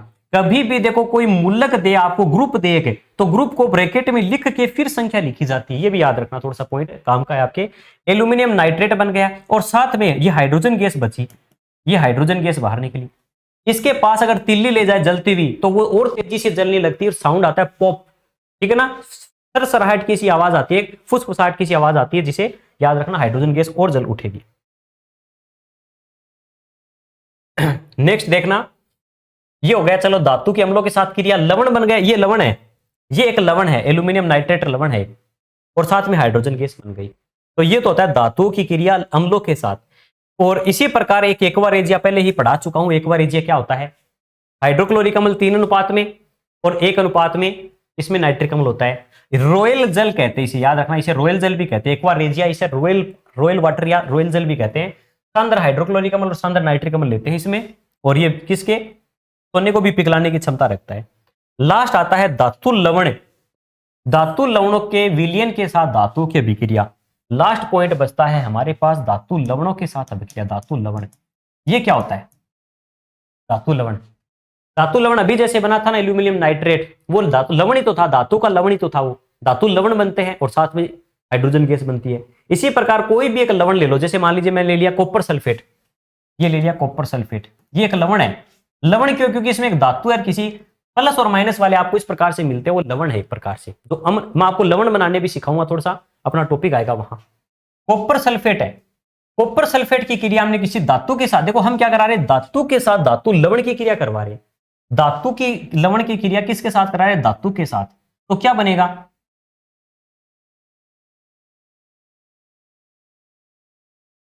यहां बनेगा विस्थापन अभिक्रिया हो जाएगी, जिंक कॉपर का स्थान ले लेगा, जिंक सल्फेट बना लेगा और साथ में कॉपर अलग हो जाएगा। ये वही अभिक्रिया जिसे विस्थापन अभिक्रिया कहते हैं। तो धातु लवणों के साथ अभिक्रिया करवाते हैं तो यहां विस्थापन अभिक्रिया देखने को मिलती है। जैसे एग्जांपल यही सेम ये एग्जांपल दे रखा है, कॉपर सल्फेट की क्रिया जिंक से कराई तो जिंक सल्फेट बन गया, कॉपर अलग हो गया। तो इस प्रकार से 4 टाइप के हमने रासायनिक गुण पढ़े धातुओं के। धातुओं की क्रिया जल के साथ, धातु की क्रिया हवा के साथ, धातु की क्रिया अम्लों के साथ, और धातु की क्रिया धातु लवणों के साथ। ऑक्सीजन के साथ ऑक्साइड बनाएगा जो क्षारीय प्रकृति का है। जल के साथ मैंने आपको प्रोसेस बता दी कि सबसे ज्यादा क्रियाशील है वो किसी के जल के साथ अभिक्रिया करके जल उठती है। तो कैल्शियम का, मैग्नीशियम का, सबका अलग अलग बताया। फिर धातु लवणों के साथ, धातु अम्लों के साथ क्रिया करके धातु लवण और हाइड्रोजन गैस बनाते हैं। और साथ में हमने बात की धातु लवणों की क्रिया, अम्ल के बाद लवण की क्रिया, लवण के साथ विस्थापन अभिक्रिया होती है। ठीक है, ये 4 प्रकार के पॉइंट थे। इस प्रकार से हमारा आज का जो टॉपिक है धातु और धातु के भौतिक और रासायनिक गुण, ये कंप्लीट होता है। उम्मीद करता हूं ये चीज आपको बहुत बेहतर तरीके से समझ में आई है। आज हमने पूरा आवर्त सारणी वाला भी रिपीट कर लिया और धातु वाला टॉपिक भी काफी बेहतर तरीके से। ये क्लास आज की एक ऐसी क्लास थी जहां से 100% आपको एक या एक से ज्यादा ही पर्सन देखने को मिल सकते हैं। ये क्लास बहुत इंपॉर्टेंट है, अच्छे से हर पॉइंट को समझना। फ्लो चार्ट जो जिस प्रकार से मैंने बनाया था उसको आप भी बनाने की सीखना। किस प्रकार से आप कम से कम चीजों के अंदर भी अधिक से अधिक जानकारी या कम पेज पर एक जगह ला सकते हो, जिसे एग्जाम समय में कम समय में रिपीट किया जा सकता है। और ये रिपीट करने का जो प्रोसेस होता है, रिवीजन जितने ज्यादा होते हैं एग्जाम से पहले आपके, उतना आपका कॉन्फिडेंस बिल्ड होता है। क्योंकि सबसे बड़ी समस्या क्या आती है एग्जाम के समय, कि एग्जाम के जब दिन बचे होते हैं 15, 20 या 1 महीना, और हमें पता चलता है कि मेरा सिलेबस अभी तक एक बार भी पूरा नहीं हुआ, या इतना सारा सिलेबस है, मैं इतने समय में कैसे समेटूं। जब चीजें समेटी नहीं जाती है, बिखरी हुई सी लगती है ना, तो दिमाग में नेगेटिव ख्याल आते हैं, बुरा लगने लगता है, हम वो कहते हैं ना, डिमोरलाइज हो जाते हैं, डिमोटिवेट हो जाते हैं। उस चीज को सही करने का तरीका यही होता है कि जब आप पहली बार पढ़ रहे हो उस समय इतना बेहतर तरीके से प्रॉपर अरेंज करते हुए चीजों को चलो कि आपके पास अंतिम 1 महीने में भी इतना कॉन्फिडेंस हो कि अब मेरा सिलेबस अगर 1 महीने पहले भी या 1.5 महीने पहले भी हुआ है तो मैं 1-1.5 महीने में कम से कम 2-3 बार रिपीट कर दूंगा। आपका सिलेबस देखो, वैसे मैं कहूं ना, साइंस का सिलेबस अगर देखने में लगता है कि 10 पॉइंट है, लेकिन प्रत्येक पॉइंट इतना बड़ा पॉइंट है कि एग्जाम में देखो हर टोटल अगर सिलेबस के अकॉर्डिंग देखे 10 पार्ट है लगभग आपके, और अपनी बुक के अकॉर्डिंग देखे शायद 15 ही मैंने पॉइंट बना रखे हैं। 10 पार्ट में इतना बड़ा सिलेबस है आपका कि हर एक पार्ट से 5%, हर एक टॉपिक से मान के चलो 5% एवरेज आ रहे हैं। 10 पार्ट में से हर टॉपिक से 5% आने, 200 पेज की बुक है और 50% आने, यानी हर एक जो पेज है अपने, हर पेज से कहीं ना कहीं आपको पर्सन देखने को मिलेगा। लगभग मानकर चलो हर चौथे पेज में से 1% है अपना, इसी प्रकार कवर होगा। बाकी कुछ टॉपिक है जहां से ज्यादा पर्सन आते हैं, कुछ कम आते हैं, जैसे विद्युत के पर्सन ज्यादा है। ये टॉपिक आपको बहुत ज्यादा, केमिस्ट्री में सबसे ज्यादा पर्सन देने वाला टॉपिक है ये टॉपिक है, क्योंकि बड़ा है।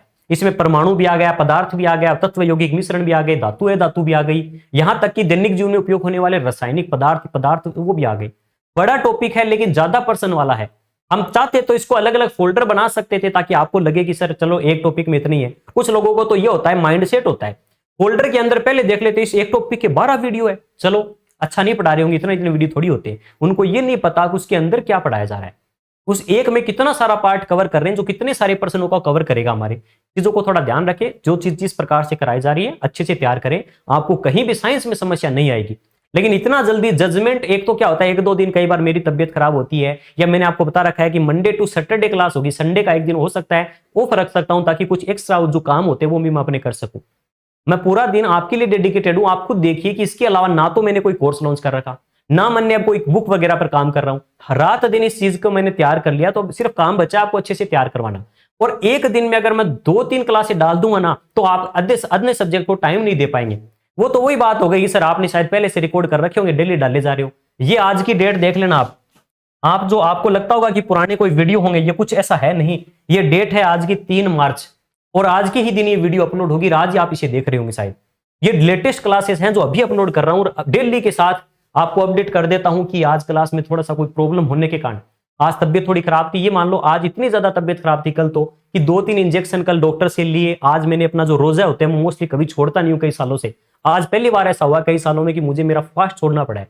तो सिचुएशन आप समझ सकते हैं कि फिर भी मैं क्लास वगैरह अपना टाइम पर लेने का प्रयास करता हूं। आपका भी मैं पूरा ध्यान रखता हूं कि मेरी तबियत चाहे कैसे भी हो, लेकिन आपका सिलेबस समय पर करवाऊं। कई बार होता है थोड़ा दिन के थोड़ा सा शाम को अपलोड हो जाए, लेकिन क्लास में आपको डेली मिलेगी, रेगुलर मिलेगी, मंडे टू सैटरडे क्लास मिल जाएगी, समय पर सिलेबस होगा, अच्छे से सिलेबस होगा। ये नहीं है कि जल्दी जल्दी करवा दिया, जो हुआ वैसा हो गया। मैं और हर विद्यार्थी को ध्यान में रखकर पढ़ाऊंगा। 8 का एक बच्चा वो भी है जिसको 1 से लेकर 10 तक के तत्व भी नहीं आते, तो मैं उनको वो भी याद करवाने का प्रयास करता हूं। और मैं उनका भी ध्यान रखता हूं जो बहुत एडवांस काम मुझसे उम्मीद रखते हैं कि सर हमें उस लेवल तक का पढ़ा दे कि उससे बाहर कुछ ना जाए। तो आप गौर कर पा रहे होंगे इतनी सारी क्लासों में छोटे बच्चे की तरह लेकर आपको उस टॉपर की तरह मैंने ट्रीट किया है कि एक बच्चे से टॉपर तक की जो आपकी सफर है वो हर वीडियो के बाद आपको फील हो, आपके अंदर कॉन्फिडेंस आए कि इतना पढ़ने के बाद मुझे मेरे एग्जाम में कहीं प्रॉब्लम नहीं आएगी। और कॉन्फिडेंस ही सबसे पहले शुरुआत होती है सिलेक्शन की, और आपके अंदर वो आ रहा है, पढ़ते समय आपको फील हो रहा है कि समझ में आ रही है बातें, इतना हार्ड नहीं है साइंस जितना समझ रहे थे। लेकिन कुछ चीजें, कुछ बच्चे होते हैं जो मैं मानता हूं कि चलो उनकी एक पॉइंट ऑफ व्यू होता होगा ये चीज को लेकर, जो वीडियो देखने से पहले घंटे काउंट करते हैं, क्लासे काउंट करते हैं, उनको नहीं पता अंदर क्या है। तो वो बच्चे शायद पीछे वाली वीडियोस देखकर अपना सिलेबस पूरा जल्दी करें। उनके लिए भी बेस्ट ऑफ लक, और उम्मीद करता हूं आप सभी को अच्छे से समझ में आ रही होगी। चलिए नेक्स्ट क्लास में फिर से मिलते हैं। आगे थोड़ा सा पार्ट अपना जो धातु क्रम होता है, धातु का निष्कर्षण कैसे करते हैं वो पढ़ेंगे, फिर धातु पढ़ेंगे। इसी प्रकार लगभग अपना टॉपिक कंप्लीट हो जाएगा। चलिए साथियों, आज के लिए इतना ही। धन्यवाद। जय हिंद।